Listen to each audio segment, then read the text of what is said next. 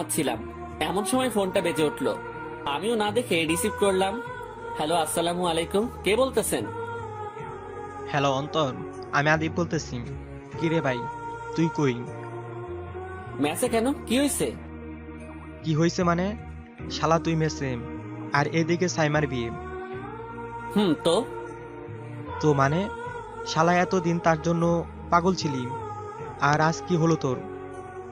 আরে ভাই, আমি তার জন্য পাগল ছিলাম ঠিকই, কিন্তু সে আমাকে দু চোখে দেখতে পারে না। আর সে আমাকে কাল রাতে বলে দিছে যদি আমি তার সামনে আসি তাহলে সে আত্মহত্যা করে নিজের জীবন দিয়ে দিবে। আর আমাকে বলছে ভুলেও আমি তার বিয়ের বাধা হয়ে না দাঁড়াই। সে তো তোকে এইসব তোর সম্পর্কে না জেনে বলছে, আর তুইও মেনে নিলি? ভাই, দেখ ফোন রাখ, এই টপিকে কথা বলতে চাচ্ছি না। বাই বলে ফোনটা কেটে দিলাম। ফোন রাখতে যাব তখনই আবার ফোন। তবে এবার তানভীর ফোন দিছে। হ্যাঁ তানভীর, বল। শালা খবর কিছু রাখিস? আর সাইমার বিয়ে জানিস তুই? জানি। জানি মানে? আর তুই কিছুই করবি না? শালা নিজের ভিতরের ভালোবাসাটাকে এখনো আড়াল করে রাখবি? দেখ ভাই, আমার ভালোবাসা হচ্ছে একতরফা ভালোবাসা। আর তাছাড়াও সাইমা আমাকে দেখতেই পারে না, আমাকে ঘৃণা করে। তাই আমিও আর আমার ভালোবাসার মানুষের সুখটা ছিনিয়ে নিতে পারবো না। সে যেখানে সুখী থাকবে সেখানেই যাক, তার সুখে আমার সুখ। তার মানে তুই নিজের সেই ভালোবাসাটাকে এভাবে অন্য কারো হতে দিবি? তোর ভালোবাসার মূল্য দিবি না? আরে, আমার ভালোবাসার মূল্য হচ্ছে সাইমার সুখ। আর তাছাড়াও শুনিস নাই, মধ্যবিত্তদের জন্য ভালোবাসা নয়। তাই আমিও আর সাইমার সামনে অপরাধী হতে পারবো না। সে তার মতো থাক আর আমিও আমার মতোই থাকি, সেটাই দুজনেরই জন্য ভালো হবে। তাই ভাই, আমি আর এই বিষয় নিয়ে কথা বলতে চাচ্ছি না। আর প্লিজ আমাকে এই টপিক নিয়ে আর জ্বালাইস না ভাই। বলে ফোনটা কেটে দিলাম। আসলে খুব সহজে মুখে বলে দিলাম তাকে আমি ভুলে যাব, কিন্তু আমি যে সাইমাকে মন থেকে ভালোবেসে ফেলছি, কিন্তু কিছুই করতে পারবো না। কারণ আমি তার সামনে এখন অপরাধী। সে আমাকে দু চোখে দেখতে পারে না, ঘৃণা করে আমাকে। আমিও এখন এখানে থাকলে সাইমার কথা মনে করে শান্তিতে থাকতে পারবো না। তাই চিন্তা করলাম কয়েকদিন বাড়ি থেকে ঘুরে আসি, আপনজনদের সাথে মন হালকা হয়ে যাবে। আর যদি এখানে থাকি তাহলে আদিব, তানভীর আমাকে এই বিষয়ে বারবার মনে করিয়ে কষ্ট দিবে, আর সাইমার স্মৃতিগুলো আমাকে কষ্ট দিবে। যদি নিজেকে সাইমার স্মৃতিগুলো থেকে মুক্ত করতে চাই তাহলে এখান থেকে কয়েকদিনের জন্য চলে যাওয়াই ভালো। তাই সিদ্ধান্ত নিলাম বাড়ি যাব। নিজের মনের কষ্টগুলোকে মনের মধ্যে চেপে ব্যাগ গুছিয়ে নিলাম। তারপর ম্যাসের রুমে তালা দিয়ে চলে গেলাম বাস স্টেশনে। সেখানে গিয়ে টিকিট নিলাম চট্টগ্রামের জন্য। এরপর বাসে উঠে গেলাম। কিছুক্ষণ পরে বাসটা ছাড়ে গন্তব্যের উদ্দেশ্যে। আপনারা হয়তো বুঝেই গেছেন সাইমাকে, তবুও যেতে যেতে আপনাদের আমার আর সাইমার কাহিনীটা বলি। আরেকটু ফ্ল্যাশ থেকে ঘুরে আসি। ফ্ল্যাশব্যাক। ভার্সিটির সামনে যেতেই খুব খুশি হতে লাগলাম। আপনারা হয়তো ভাবছেন ভার্সিটি আসলাম তাই খুশি আমি। আসলে তা নয়, খুশি হলাম নিজের শহর থেকে বেরিয়ে অন্য শহরে আসলাম সেটার জন্য। আসলে একটা শহরে থাকতে থাকতে তার অনেক কিছু জেনে গেছি, আর আমি চাইতাম নতুন নতুন শহরে গিয়ে ঘোরাঘুরি করতে, কিন্তু যেতে পারতাম না কারণ বাসায় থেকে পারমিশন দিত না। তারা মনে করতো পারমিশন দিলে আমিও হাওয়া হয়ে যাব, কিন্তু আজ দিতেই হলো তাদের। কারণ কলেজ লাইফ কমপ্লিট, এখন ভার্সিটি লাইফ স্টার্ট। তাই আমিও পরিবারকে বলি পুরানো শহরে থাকতে থাকতে বিরক্ত হয়ে যাই, তাই তাদের বলি ঢাকা যাব আর সেখানে পড়াশোনা করব। আসলে পরিবারের কাছে থাকলে ফাইজলামি করতে পারবো না, কিন্তু দূরে থাকলে আমাকে কে আটকাবে? ভার্সিটির ভিতরে যেতে লাগলাম। যেতে যেতে নিজের পরিচয়টা দিয়ে দেই। বরাবরের মতো আমি আপনাদের ওবায়দুর রহমান অন্তর, মধ্যবিত্ত পরিবারের ছেলে। পরিবারের আমি আব্বু, আম্মু আর তিহা মানে আমার বোন থাকি। বোন মাত্র ক্লাস 8-এ পড়ে, আর আমি মাত্র অনার্স ফার্স্ট ইয়ারে ভর্তি হলাম। আমি ভিতরে যেতে যেতেই হঠাৎ একটা ধাক্কা খেলাম, আর সাথে সাথে মাটিতে পড়ে গেলাম। সাথে যার সাথে ধাক্কা খেলাম সেও মাটিতে পড়ে গেল, আর বলতে লাগে, এই কানা, দেখে চলতে পারিস না? আমি মেয়েটার দিকে তাকালাম, সে আমাকে কানা বলতেছে, অথচ সেই চশমা পরে আছে। আমি উঠেই, আমাকে কানা বলতেছেন আর আপনি চশমা পরে আছেন, এ কেমন বিচার? আপনার নিজেরই তো 4 চোখ, আবার অন্যকে কানা ডাকেন? কি? আমাকে কি বললি তুই? আমি 4 চোখ? আরে আজব, কানের কি প্রবলেম আছে নাকি আপনার? কি বললি তুই? দাঁড়া, দেখাচ্ছি। বলে আমার কলার ধরে আমার কাছে চলে আসে, তবে একটু বেশি কাছে। বাস্কার পাগলি, ইতনা পাস মাত আও, কুছ কুছ হোতা হ্যায়। সাথে সাথে সে আমাকে ছেড়ে দেয় আর বলে, এই বেয়াদব বলা, আমার সাথে ফ্ল্যাট করতেছিস? দাঁড়া, দেখাচ্ছি মজা। তারপর সে রিহান বলে চিৎকার দেয়। আর কিছুক্ষণ পরে একটা ছেলে মেয়েটার কাছে আসে আর বলে, কি হয়েছে নিধি, আমাকে ডাকলি কেন? ও তাহলে মেয়েটার নাম নিধি আর ছেলেটার নাম রিহান। রিহান, আমাকে ছেলেটা চার চোখ আর বয়রা বলেছে। এই ছেলে, তোর সাহস তো কম না, তুই নিধিকে চার চোখ বলছিস? আরে ভাই, আগে কথাটা শুনুন।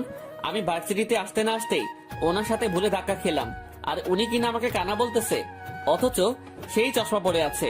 যদি আমাকে সুন্দর করে বলতো তাহলে আমি এমন কিছুই বলতাম না, কিন্তু আমাকে কানা বলছে। এখন আপনি আমার জায়গায় হলেও সেম কাজ করতেন। তুই এখন নিধিকে পা ধরে ক্ষমা চা, না হলে কিন্তু কপালে দুঃখ আছে তোর। ভাই, এটা তো অ্যাক্সিডেন্ট, কিন্তু আপনি বলতেছেন পা ধরে ক্ষমা চাইতে, কিন্তু এটা তো সম্ভব না। দোষ দুজনের, তাহলে পা ধরে আমি কেন ক্ষমা চাবো? যদি বলতেন সরি বলতে, সেটা না হলে বলে দিতাম, কিন্তু পা ধরে ক্ষমা চাবো, এটা কেমন কথা? ওই, ক্ষমা চাবে কিনা সেটা বল। রেগে আমার কলার ধরলো সে। সাথে সাথে প্রিন্সিপাল স্যার আসে আর রিহানকে আমার কলার ধরতে দেখে স্যার বলে, এই বেয়াদব ছেলে, ছেলেটার কলার ধরে আসিস কেন? কলার স্যার? স্যার, এই ছেলেটা নিধিকে কানা বলছে।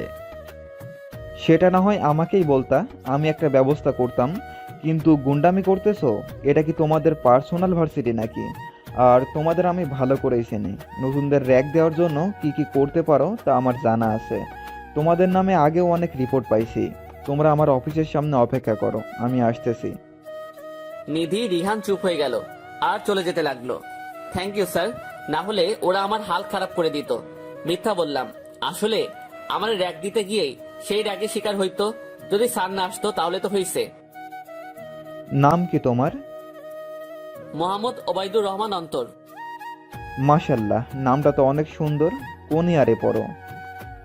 স্যার ফার্স্ট ইয়ারে, ডিপার্টমেন্টে ভর্তি হয়েছি, কিন্তু স্যার ক্লাসরুম চিনি না। তারপর প্রিন্সিপাল স্যার তানভীর বলে ডাক দেয়, সাথে দুটো ছেলে আসে। আসসালামু আলাইকুম স্যার, ডাকছেন? তানভীর, ও তোমাদের সাথে, ওকে তোমাদের ক্লাসে নিয়ে যাও। ও ছেলেটার নাম তাহলে তানভীর, তবে পাশেরটার নাম কি? Okay sir. তারপর আমাকে বলে, ভাই চলো আমাদের সাথে। তারপর তাদের সাথে যেতে লাগলাম। হঠাৎ অন্য ছেলেটি বলে ওঠে, হ্যালো ভাই, আমি আদিব। আর আমি তানভীর। আর আমি অন্তর। দেখ ভাই, আমরা একই ইয়ারে আর একই ডিপার্টমেন্টে পড়ি, তাহলে আমাদের নাম ধরে ডাকবা কেন? আর তুই করে বলবা, কারণ ভাই তুমি করে বললে বেশি হয়ে যায়, আর তুই করে বললে বন্ধুত্ব গভীর হয়। ওকে, তাহলে তোমরাও আমাকে তুই বলবা আর ফ্রেন্ডলি বিহেভ করতে পারবা। তাহলে দোস্ত হয়ে গেলাম ফ্যান। তারপর তিনজনে ক্লাসে গিয়ে পিছনের সিটে বসে গেলাম। আসলে আমি ব্যাক বেঞ্চার, তাই পিছনে আমার বসতে ভালো লাগে। আমরা কথা বলতেছি, এমন সময় লেকচারার স্যার আসে। গুড মর্নিং এভরিবাডি, কেমন আছে সবাই? ভালো স্যার, আপনি কেমন আছেন? ভালো। তোমাদের মাঝে একজন আসার কথা, সে কি এসেছে? জি স্যার, আমি আসছি। নাম কি তোমার? জি, আমার নাম মোহাম্মদ ওবায়দুর রহমান অন্তর। বা খুব সুন্দর নাম তো, কিন্তু পেছনে বেঞ্চে বসেছে কেন? এম নেই স্যার। তো স্টুডেন্ট অন্তর আজ থেকেই তোমাদের সাথে এই ভার্সিটিতেই থাকবে, অনার্স কমপ্লিট করবে। আশা করি তোমরা সবাই ওর সাথে বন্ধুত্ব রূপে আচরণ করবে, কেমন? তারপর স্যার ক্লাস করাতে থাকে আর আমরা মনোযোগ সহকারে ক্লাস করতে থাকি। ক্লাস শেষ হতেই তানভীর বলে ওঠে, দোস্ত চল ক্যান্টিনে যাব। ওকে চল। তারপর তাদের সাথে ক্যান্টিনে যেতে লাগলাম। ক্যান্টিনে গিয়ে আমরা একটা টেবিলে বসে পড়ি। মামা, কি খাবি বল? আছেটা কি এখানে সেটা আগে বল। Burger, chicken roll, vegetable roll, singara, samosa আছে। আচ্ছা, বার্গার নিয়ে আয়। ঠিক আছে। তারপর আদিপ উঠে যায় বার্গার আনতে। তানভীর, ওই দুইটার কেস কি বলতো? কেন দুইটা? আরে কি জানি নাম, ও হ্যাঁ, নিধি আর রিহান। তারা দুইটা ফ্রেন্ড, আর আমাদের ভার্সিটিতে রেগার নামের চিনে। নতুন পোলাপাইন আসলেই হয়েছে তাদের কান্না করাই ছাড়ে। তাই তো প্রিন্সিপাল স্যার এদের উপর ক্ষেপে আছে। আমরা কথা বলতেছি, এমন সময় আদিপ 3টা বার্গার আর 3টা 7 আপ নিয়ে আসে। নে দোস্ত, হগল খাওয়া শুরু করে দাও। আমরা মজা করে খাচ্ছি আর কথা বলতেছি। হঠাৎই কেউ একজন আমাকে ঠাস করে থাপ্পড় মারে। আমি থাপ্পড়টা খেয়ে থ হয়ে গেলাম। কিন্তু আমি তো নতুন আর আমাকে কেউই চিনে না। তাহলে কে আমাকে মারবে? আমিও গালে হাত দিয়ে দাঁড়িয়ে যাই আর পিছে ঘুরে দাঁড়াই। আমি দেখলাম একটা হিজাব করা মেয়ে আমার দিকে রাগী লুক নিয়ে তাকিয়ে আছে। আমি কিছু বলতে যাব, তখনই সে বলে ওঠে, লুচ্চা পোলা বেয়াদব লম্পট, বাসায় কি তোর করে শিক্ষা দেয়নি নাকি? হ্যাঁ, আরে আপু, আমি কি করলাম? আপনি আমাকে মারলেন কেন? ন্যাকা সাজিস তাই না? ভার্সিটি এসেই মেয়েদের ইফটিচিং করিস আর আমাকেও বাজে চিঠি দিস তাই না? তোর ঘরে কি মা বোন নেই? আপু, কিসের চিঠির কথা বলতেছেন আপনি? আর আমি আপনাকে কবে চিঠি দিলাম? আমি তো আজ নতুন আসলাম। আর আমি কখনই বা মেয়েদেরকে ইফটিজিং করলাম? তুই ওই মেয়েটাকে ইফটিচিং করিস নাই? আমি দেখলাম মেয়েটা নিধির দিকে ইশারা করে আছে। আমার বুঝতে বাকি রইল না নিধি আমার বিরুদ্ধে ষড়যন্ত্র করছে। আপু, আপনি আগে আমার কথাটা শুনুন। এই লুচ্চা পোলা, তুই ওই ছেলেটাকে ধমক দিয়ে বলিস নাই আমার চিঠি দিতে? এবার দেখলাম একটা ছেলের দিকে ইশারা দিল, তবে আমি তাকে চিনি না। আপু, আপনি আমার সাথে আসুন, এখনই এদের সামনে চলুন। চল তাহলে। তারপর ওইগুলোর সামনে গেলাম।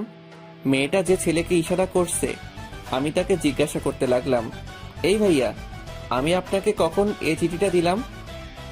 ভাইয়া, আপনি আমাকে গেটের কাছে আসতেই তো এই চিঠিটা দিলেন ভাই। আমি তো আমার কাজ করছি তো। আমি এই আপুটাকে আপনার কথা মতো চিঠিটা দিলাম তো ভাই। ভাই, মিথ্যা কথা বলতেছেন কেন? আমি আপনাকে চিনি না, তাহলে আপনাকে চিঠি কেন দিব? দেখুন ভাই, মিথ্যা বলবেন না। এই বেয়াদব ছেলে, এই ছেলেকে ফোর্স করছিস কেন? চুরি তো চুরি, আবার সিনা চুরি না? আমি নিধিকে বললাম, আপু, আমি আপনাকে কখন ইফটিজিং করলাম? বরং আপনারাই তো আমার সাথে খারাপ ব্যবহার করলেন। তাহলে কেন আমাকে মিথ্যা অপবাদ দিচ্ছেন? নিধি কান্না করতে করতে, সাইমা, এই ছেলেটা আমাকে অনেক বাজে বাজে কথা বলছে। আর আমি যখন বলছি আমার বন্ধু আসলে তোর 12টা বাজাবে, কিন্তু সে আমাকে বলছে আরে তোমার বন্ধুকে তো আমি অফার দেওয়ার সাথে সাথে রাজি হয়ে যাবে, না হলে তুলে নিয়ে যাব তাকে। তার মানে মেয়েটার নাম সাইমা। নামটা সুন্দর আছে, কিন্তু আস্ত একটা লেডি ডন। নিধির কথা শোনার সাথে সাথে সাইমা আমাকে আরো একটা ঠাস করে থাপ্পড় দেয় আর বলে, এই লুচ্চা পোলা বেয়াদব, তোকে তো এখন জুতা দিয়ে পেটাতে ইচ্ছে করতেছে। কি মনে করেছিস তুই নিজেকে? হ্যাঁ, এখন থেকে যত পারিস মেয়েদের থেকে দূরে থাকিস, না হলে তোর কপালে দুঃখ আছে। তারপর সাইমা নিধিকে আর ছেলেটাকে নিয়ে যেতে লাগে। নিধি আর ছেলেটা পিছন ফিরে আমাকে দেখে একটা হাসি দিল। আমার বুঝতে বাকি রইল না এটা তাদের প্ল্যান ছিল। হঠাৎ রিহান আমার কাছে আসে আর বলতে লাগে, কি রে, কেমন দিলাম? কেমন লাগলো তোর? ভাই, আমি তো আপনাদের কিছুই করি নাই, তাহলে কেন এমন করলেন? তোর জন্য প্রিন্সিপাল আমাদের কথা শোনাইছে, আর আমরা এমনি এমনি তোকে ছেড়ে দিলাম একেবারে ভিলেন বানায়া। আমাদের সাথে লাগতে আসিস না। এখন ট্রেলার দেখে এলাম, পরে পিকচার দেখাবো। ঠিক আছে, যখন তুমি খেলাটা শুরু করে দিলা, আমিও এবার খেলা শেষ করব। আর যাই করতা, কিন্তু একটা মেয়েকে দিয়ে আমাকে অপমান করাইলা, এবার আমিও দেখাবো এই অন্তর কি জিনিস। দেখা যাবে তুই কি করতে পারিস। বলে সে চলে যেতে লাগলো আর গোটা ভার্সিটি ফ্রিতে তামাশা দেখলো। আমি চিন্তা করলাম অন্তত এই জায়গায় ভদ্র থাকবো, কিন্তু না, তা এই মানুষগুলো আমাকে ভদ্র থাকতে দিবে না।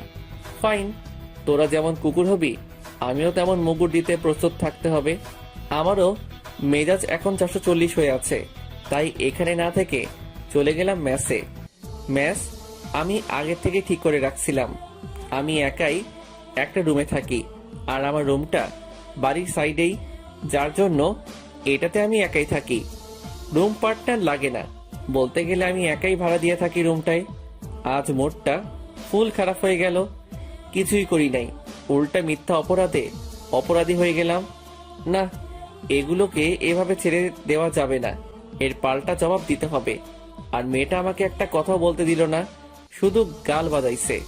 মেয়েটারে কিছু একটা করতে হবে, কিন্তু আমি মেয়েদের কিছুই করতে পারবো না, কারণ মেয়েদের আমি মন থেকে রেসপেক্ট করি না ভাই। এই সব নিয়ে পরে চিন্তা করব, আগে কিছু রান্না করে নেই, না হলে দুপুরে না খেয়ে থাকতে হবে। তারপরে চলে গেলাম রান্না করতে। কোনো মতে ভাত, ডাল আর আলু ভর্তা করলাম। তবে আর যাই বলেন, এটা আমার ফেভারিট খাবার। তারপর খেয়ে নিলাম। খাওয়া শেষ করে একটা ঘুম দিলাম। বিকেলে ঘুম থেকে উঠে রুমে তালা দিয়ে চলে গেলাম বাহিরে। সকালের কাহিনীটা এখনো মাথায় তেমন আসতেছে না। যাক, ভালোই হইল। আর আমি চাইও না কোনো ঝামেলায় নিজেকে জড়াতে। থাক, তাদের কিছুই করব না। একদম শান্তশিষ্ট থাকতে হবে আমাকে। তবে আর যাই বলি, মেয়েটা কিন্তু মাশাআল্লাহ দেখার মতো। কিন্তু আমি দোষ ছাড়াই মেয়েটার কাছে এখন খারাপ হয়ে গেলাম। এখন তো কথাও বলতে পারবো না, না হলে তো তাকে খুব সহজে পটিয়ে ফেলা যেত। না, এটারই পটাবো আমি। হাঁটতে হাঁটতে একটা টঙের দোকানে চলে আসলাম। তাই চিন্তা করলাম এক কাপ রং চা খাওয়াই যায়। আমি দোকানের বেঞ্চে বসে পড়ি আর বলি, চাচা এক কাপ রং চা দেন তো। আচ্ছা, দিচ্ছি। চাচা চা বানাচ্ছে, আর আমিও বসে বসে আশেপাশের দৃশ্য উপভোগ করতে লাগলাম। এই নেন আপনার চা। আমি চাচার থেকে চা নিয়ে চাতে চুমুক দিতে লাগলাম আর আশেপাশের দৃশ্য উপভোগ করতে লাগলাম। চা শেষ করে চাচাকে চায়ের বিল দিয়ে বলে গেলাম আবার হাঁটতে। হাঁটতে হাঁটতে মাগরিবের আজান দিয়ে দিল। তাই আমিও চলে গেলাম মসজিদে নামাজ পড়ার জন্য। নামাজ পড়ে চলে গেলাম মেসে। এরপর সেখান থেকে হালকা পাতলা নাস্তা করে নেই আর পড়তে বসি। পড়ার পাশাপাশি একটু ফেসবুকিং তো চলতেছেই। হঠাৎ লক্ষ্য করলাম একটা আইডির দিকে। আইডিটার নাম হলো আয়েশা আক্তার সাইমা। আমিও সেই প্রোফাইলে ঢুকে যাই, কিন্তু শালার প্রোফাইল লক। তার নিকনেম চকলেট পাগলি। আমার বুঝতে বাকি রইল না এটা সাইমার আইডি, কারণ সাইমার চেহারা স্পষ্ট দেখা যাচ্ছে। তাই আমি চিন্তা করলাম ফ্রেন্ড রিকোয়েস্ট পাঠাবো। পরে মনে পড়লো রিয়েল আইডি থেকে পাঠালে ঝুলেই থাকবো, কারণ সে আমাকে একটা খারাপ ছেলে হিসেবে চিনে। তাই মাথায় অন্য চিন্তা আসলো। প্রথমে সাইমার আইডিটার লিংক কপি করে নিলাম। লিংক কপি করার কারণ হচ্ছে আমি সাইমাকে অন্য একটা আইডি থেকে রিকোয়েস্ট দিব। তবে আগে আমাকে ফেক আইডি বানাতে হবে। তাই আমিও আইডি বানাতে ব্যস্ত হয়ে পড়ি। আইডির নাম দিলাম পথ হারানো বালক, নিকনেম হৃদয়। আসলে অন্তর আর হৃদয় দুইটা নামের একটাই অর্থ, তাই আমি এই হৃদয় নামটা ব্যবহার করলাম। এরপর সে ফেক আইডিতে ঢুকে সাইমার প্রোফাইল লিংক কপি ছিল সেটা দিয়ে সাইমার প্রোফাইলে চলে গেলাম আর রিকোয়েস্ট দিয়ে দিলাম। পরে মাথায় আসলো সে তো সুন্দরী মেয়ে, তার পিছে অনেক ছেলে লেগেই থাকতে পারে। তাই আমাকেও অন্য একটা কাজ করতে হবে। তাই আমিও মেসেজ দিব, তবে হাই হ্যালো এইগুলো দিতে পারবো না, কারণ মেয়েদের প্রোফাইলে এই ধরনের মেসেজে রিকোয়েস্ট অনেক থাকে। তাই আমিও ভিন্ন কিছু লিখে ট্রাই করেই দেখি। আসলে মেয়েরা হাই হ্যালো এই মেসেজগুলো পেয়ে বিরক্ত হয়ে যায়, তারা একদম ভিন্ন কিছুই চায়। হঠাৎ মাথায় একটা কথা আসে, আমি সেটাই লিখি, আপু আপনি এমন কেন। মেসেজটা লিখেই আমার রিয়েল আইডিতে চলে গেলাম। আসলে আমার ফোনে Facebook, Messenger, FB Lite, Messenger Lite চারোটাই আছে। তাই শর্টকাট ভাবেই একসাথে দুইটা আইডি ব্যবহার করা যাবে। কিছুক্ষণ পরেই আমার মেসেঞ্জারে নোটিফিকেশনের আওয়াজ শুনি। আমি দেখে থ হয়ে গেলাম, কারণ সাইমা আমার মেসেজে রিপ্লাই দিছে। আমি কেমন আর কে আপনি? হ্যাঁ, আমি কে সেটা না জানলেও চলবে, কিন্তু আপনি এত সুন্দরী কেন সেটা বলেন। আপনার জন্য শান্তিতেও কি এফবি চালাতে পারবো না নাকি? যতবার আপনার প্রোফাইল আমার সাজেশন থেকে রিমুভ করি ততবার তা আবার চলে আসে। আর ক্রাশ খাইতে ভালো লাগতেছে না। এত সুন্দরী কেন আপনি? আপনার জন্য ভার্সিটিতেও শান্তিতে থাকতে পারি না। যেখানে যাই সেখানেই আপনাকে দেখি। আপু হিজাব করেন ভালো কথা, একটু মুখটাও কাল থেকে ঢেকে রাখিয়েন প্লিজ। আর ক্রাশ খাইতে ভালো লাগে না। বাচ্চা ছেলে জান নিবেন নাকি? আমার নাম নিকনেমে দেওয়া আছে, কিন্তু আপু প্লিজ কাল থেকে নিজের চেহারাটা ঢেকে রাখবেন। আপনি তো দেখি ভারী মজার মানুষ। আচ্ছা, আপনি কোন ইয়ারে? বললে চাকরি থাকবে না। আচ্ছা, আমি নেট অফ করতেছি, আমার পড়া আছে, ভালো থাকবেন বলে নেট বন্ধ করে দিলাম। আসলে আমি এমন করার কারণ হলো মেয়েটাকে প্রথমে নিজের কমেডিয়ান ট্যালেন্ট দিয়ে নিজের প্রতি আকর্ষিত করব। আর একটা মনের কথা বলি, প্রত্যেক মেয়েই কমেডিয়ান মানুষদের সাথে কথা বলতে পছন্দ করে। আমি সাইমাকে অর্ধেক কথা বলে নেটটা অফ করে দেই, কারণ এখন আমি বেশি কথা বললে আমার প্রতি তার ইন্টারেস্ট চলে যাবে। প্রথম দিয়ে একটু ফান করলাম আর অর্ধেক কথা বলে নেট অফ করে দিলাম। এখন আমি শিওর সে আমাকে নিয়ে ভাববে। এটাই তো আমার ট্রিক, মেয়ে নিজের প্রতি আকর্ষিত করার। একটা মেয়েকে প্রথম কয়েকদিন কথা ধরন দিয়ে ইমপ্রেস করবেন আর ফানি ফানি কথা বলে মেয়েটাকে হাসানোর চেষ্টা করবেন। দেখবেন মেয়েটার মনে আস্তে আস্তে আপনার জন্য জায়গা হয়ে যাবে। সেই মেয়েটা আপনাকে নিয়ে ভাববে, সে জানতে চাইবে আপনার পরিচয়। কিন্তু এত সহজেই আবার নিজের পরিচয়টা দিয়ে দিয়েন না, অপেক্ষায় রাখবেন। আমিও পড়াশোনা শেষ করে রাতের খাবার খেয়ে ঘুমিয়ে গেলাম। সকালবেলা আমি ঘুম থেকে উঠে ফ্রেশ হয়ে চলে গেলাম ভার্সিটি। আমি ক্যাম্পাসের দিকে আগাচ্ছি, এমন সময় কেউ একজন আমাকে ল্যাং মেরে ফেলে দিল। আমি ক্যাম্পাসে পড়ে আছি, পিছন ফিরে দেখি রিহান আর নিধি দাঁড়িয়ে আছে আর হাসতেছে। আমার মাথায় রক্ত চলে গেল, তবুও কোনো মতে উঠে দাঁড়াই আর বলি, ভাই আমাকে ল্যাং মেরে ফেলে দিলেন কেন? আমি তো এখন কিছুই করি নাই, তাহলে আমাকে ল্যাং মারলেন কেন? আমার ইচ্ছে হয়েছে তোর ল্যাং মারতে, তাই মারলাম আর কি। ভাই দেখুন, আমি কোনো ঝামেলায় জড়াতে চাই না ভাই, আমি সরি বলতেছি কালকের ঘটনাটার জন্য। প্লিজ, আমি আর এইসবে জড়াতে চাই না। না, এইভাবে ক্ষমা চাইলে তো হবে না, পা ধরে ক্ষমা চাইতে হবে।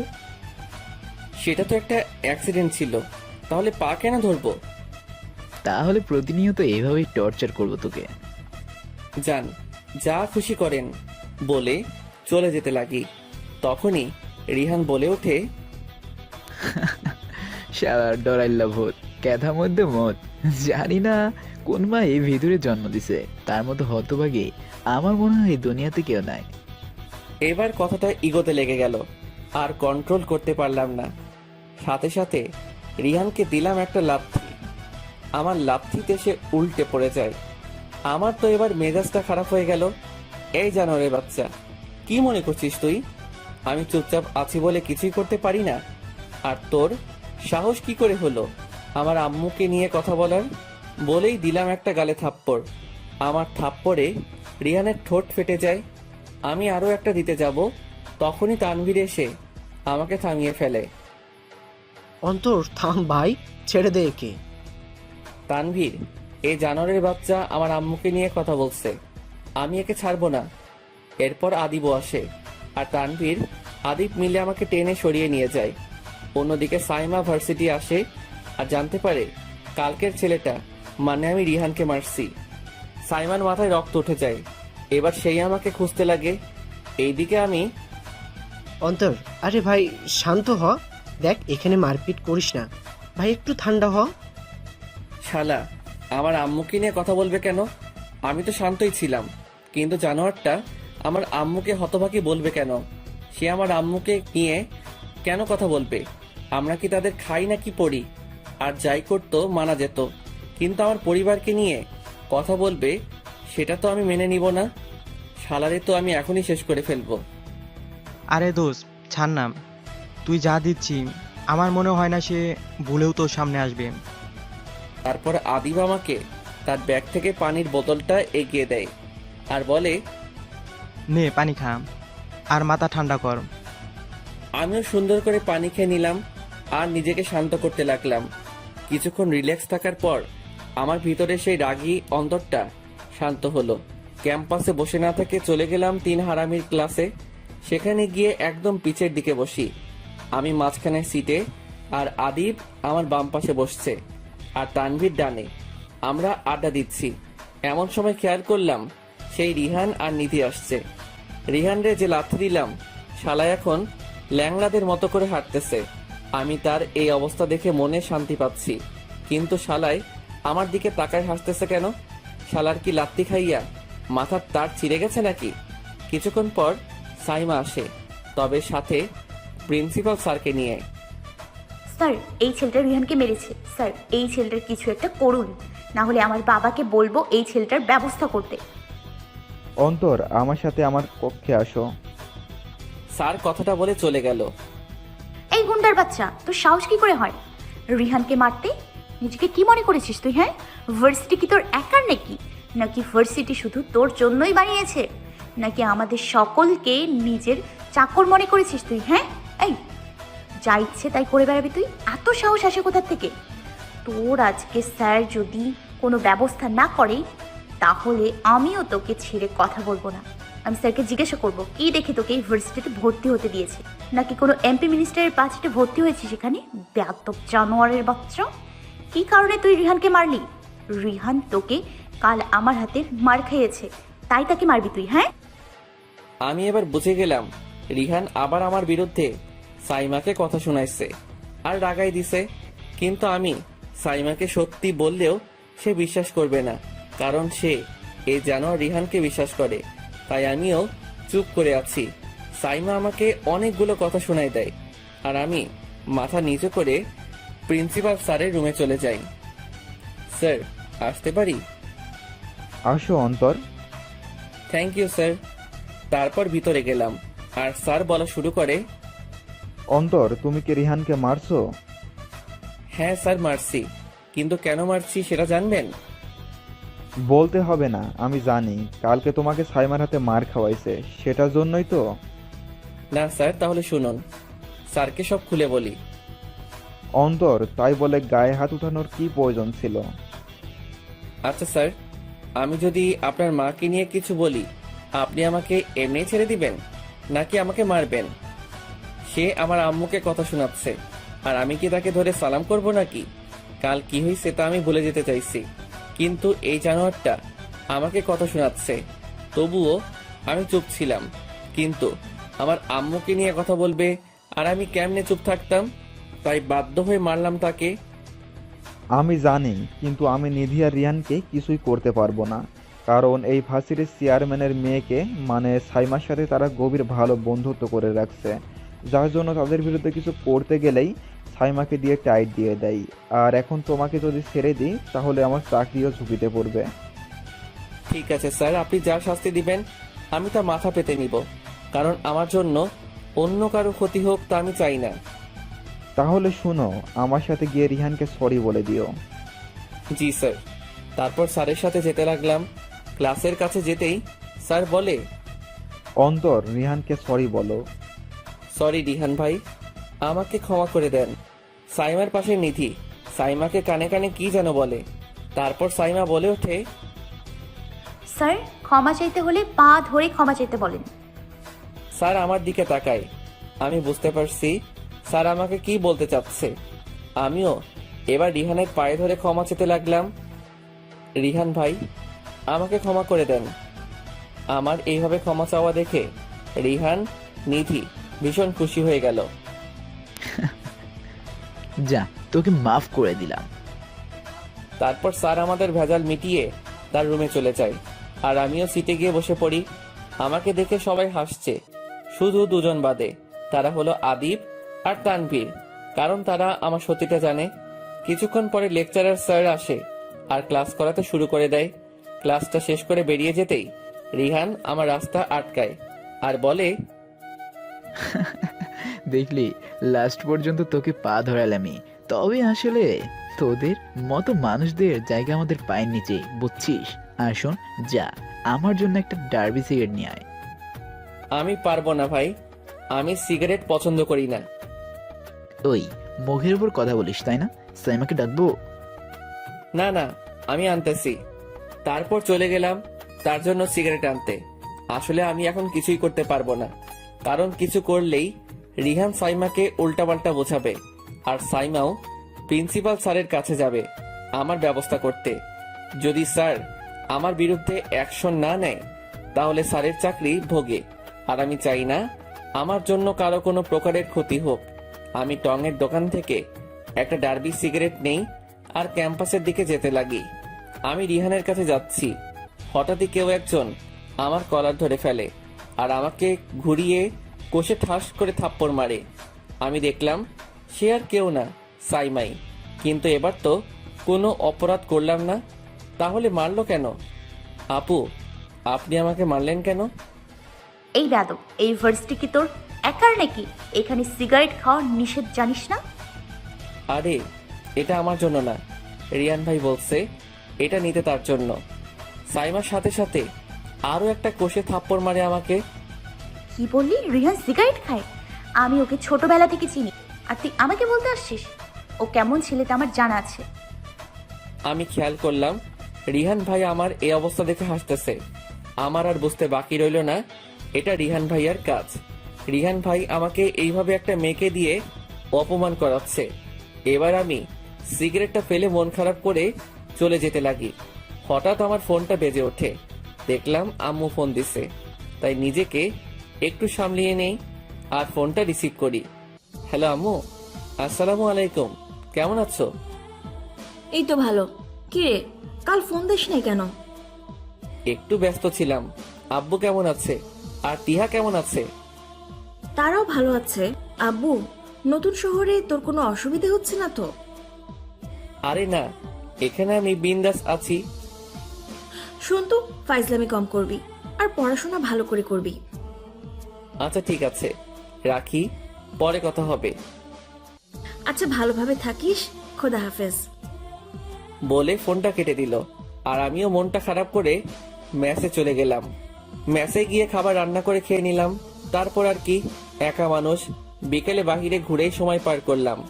সন্ধ্যায় আমি হালকা পাতলা নাস্তা করে পড়তে বসলাম আর নেট অন করলাম। দেখলাম আদিব আর তানভীর ফ্রেন্ড রিকোয়েস্ট পাঠাইছে। আমিও অ্যাকসেপ্ট করে নিলাম। কিছুক্ষণ পরে তানভীর নক দিল। কি রে হারামি, কি করিস? পড়তেছি। তুই কি করিস? নাস্তা করছিস? হ্যাঁ করছি। মন খারাপ তোর? সেটা কেন? তা তুই ভালো করে জানিস। ভাই, এই রিহান আর নিধির বিরুদ্ধে কেউ সাইমাকে বললেও সে বিশ্বাস করবে না, কারণ তারা ছোট কাল থেকে বন্ধু।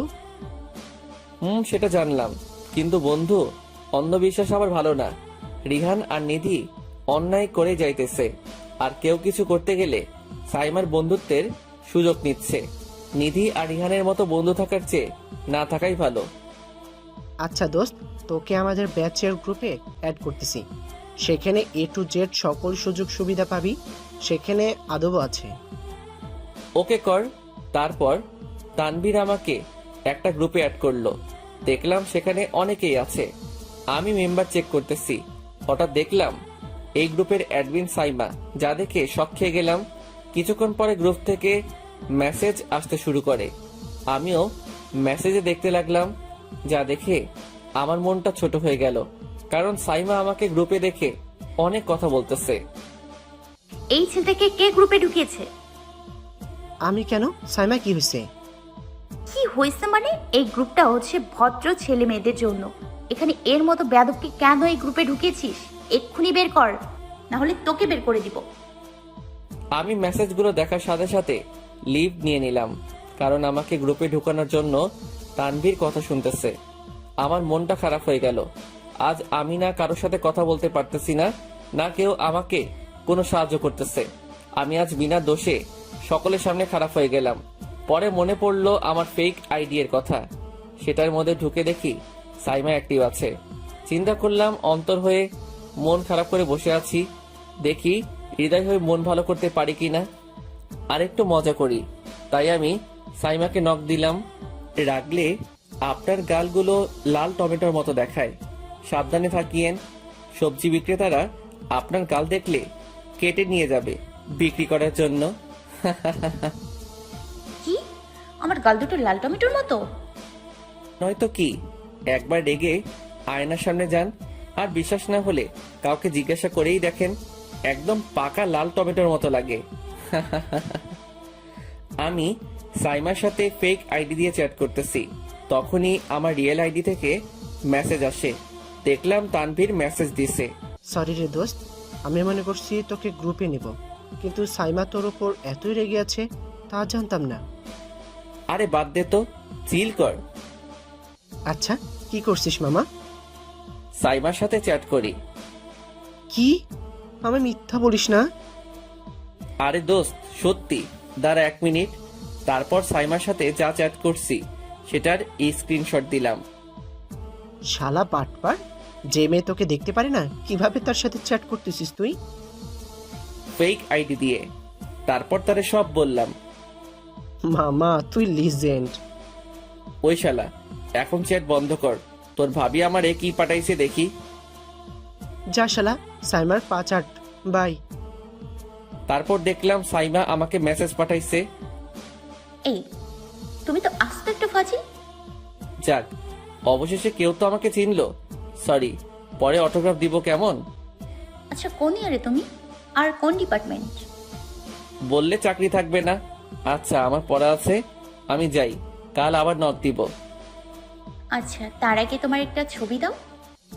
ছি আপু, মেয়ে হয়ে ছেলে থেকে ছবি চাচ্ছেন?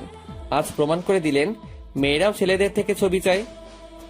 আরে কেন জানি তোমাকে দেখতে ইচ্ছে করলো, এই ফাজিলটার সম্পর্কে জানতে ইচ্ছে করতেছে, তাই ছবি চাইলাম।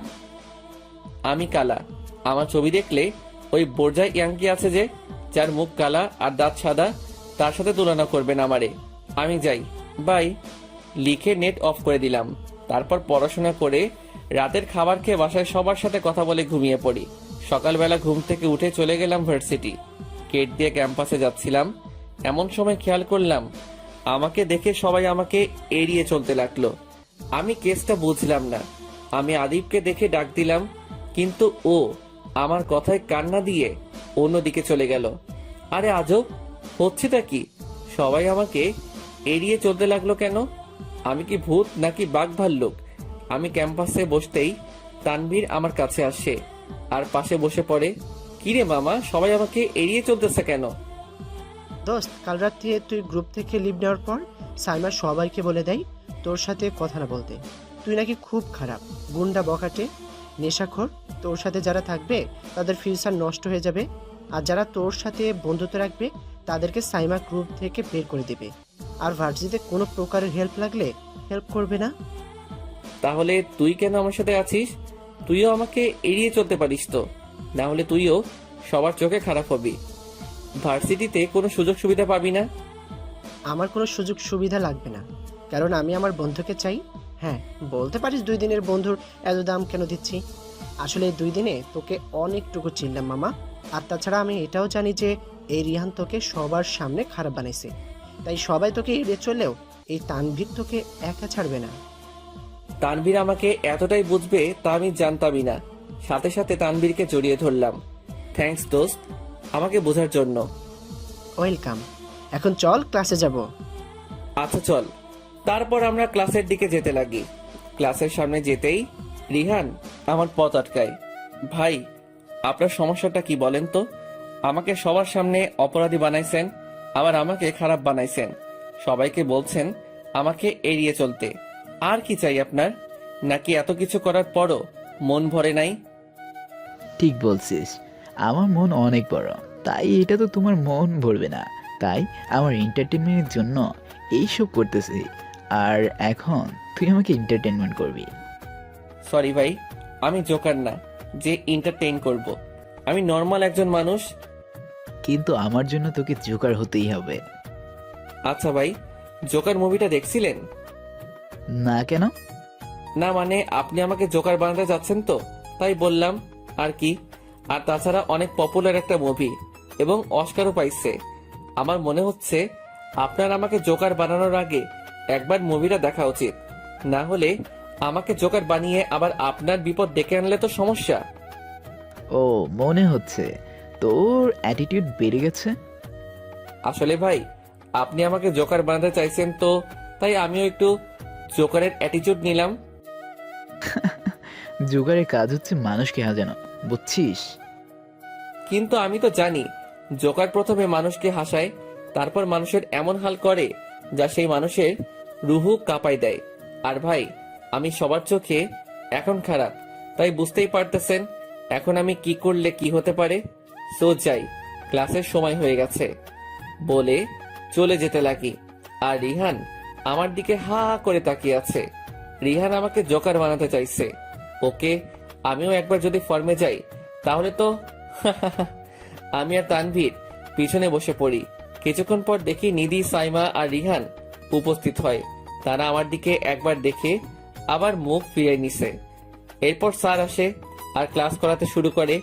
আজকে নোট দিছে, তবে মজার ব্যাপার হলো স্যার আমাকে দিছে নোট, যা দেখে সকলে থ হয়ে আছে। আমি সেই নোটের ছবি তুলে নেই আর নোট স্যারকে জমা দিয়ে দেই। আর স্যারকে আস্তে করে জিজ্ঞাসা করি, স্যার ক্লাসে এত স্টুডেন্ট থাকতে আপনি আমাকে নোট কেন দিচ্ছেন? প্রিন্সিপাল স্যার বলেছে আগে তোমাকে দিতে। কেন আমাকে দিতে বলছে উনি? সেটা স্যারকে জিজ্ঞাসা করো। আচ্ছা স্যার। তারপর স্যার চলে যায় আর আমি আর তানভীর ক্যান্টিনের দিকে যেতে লাগি। হঠাৎ তানভীর বলে ওঠে, আচ্ছা দোস্ত, এত স্টুডেন্ট থাকতে তোকে কেন নোট দিল? আমিও স্যারকে এই কথাটা জিজ্ঞাসা করছি, কিন্তু স্যার বলছে প্রিন্সিপাল স্যার নাকি বলেছে নোট আগে আমাকে দিতে, কিন্তু কেন তা অজানা। আমার মনে হয় স্যার তোকে জামাই বানাবে। শালা তুই ভালো করে জানিস আমি সাইমাকে পছন্দ করি, তাহলে এই কথা বলতেছিস কেন? আরে বেটা, এমনিই বললাম। কিন্তু ভাই, সাইমা তোকে দেখতেই পারে না, তাহলে কেমনে তোর মনের কথা বলবি? আর ওই তো সবাইকে বলছে তোর থেকে দূরে থাকার জন্য, আর তুই কি না এই মেয়ের পিছনে পড়লি? দেখ, সাইমা আমাকে জানে না বলেই এমন করতেছে, কিন্তু একদিন ঠিকই আমার সত্যিটা জানতে পারবে। ঠিক আছে মামা, এখন কিছু খাবো। আমি সকালে নাস্তা করি নাই। তারপর ক্যান্টিনে চলে গেলাম। সেখানে গিয়ে নাস্তা অর্ডার দিলাম। হঠাৎ মাথায় একটা কথা মনে পড়ল, সাইমা চকলেট পছন্দ করে।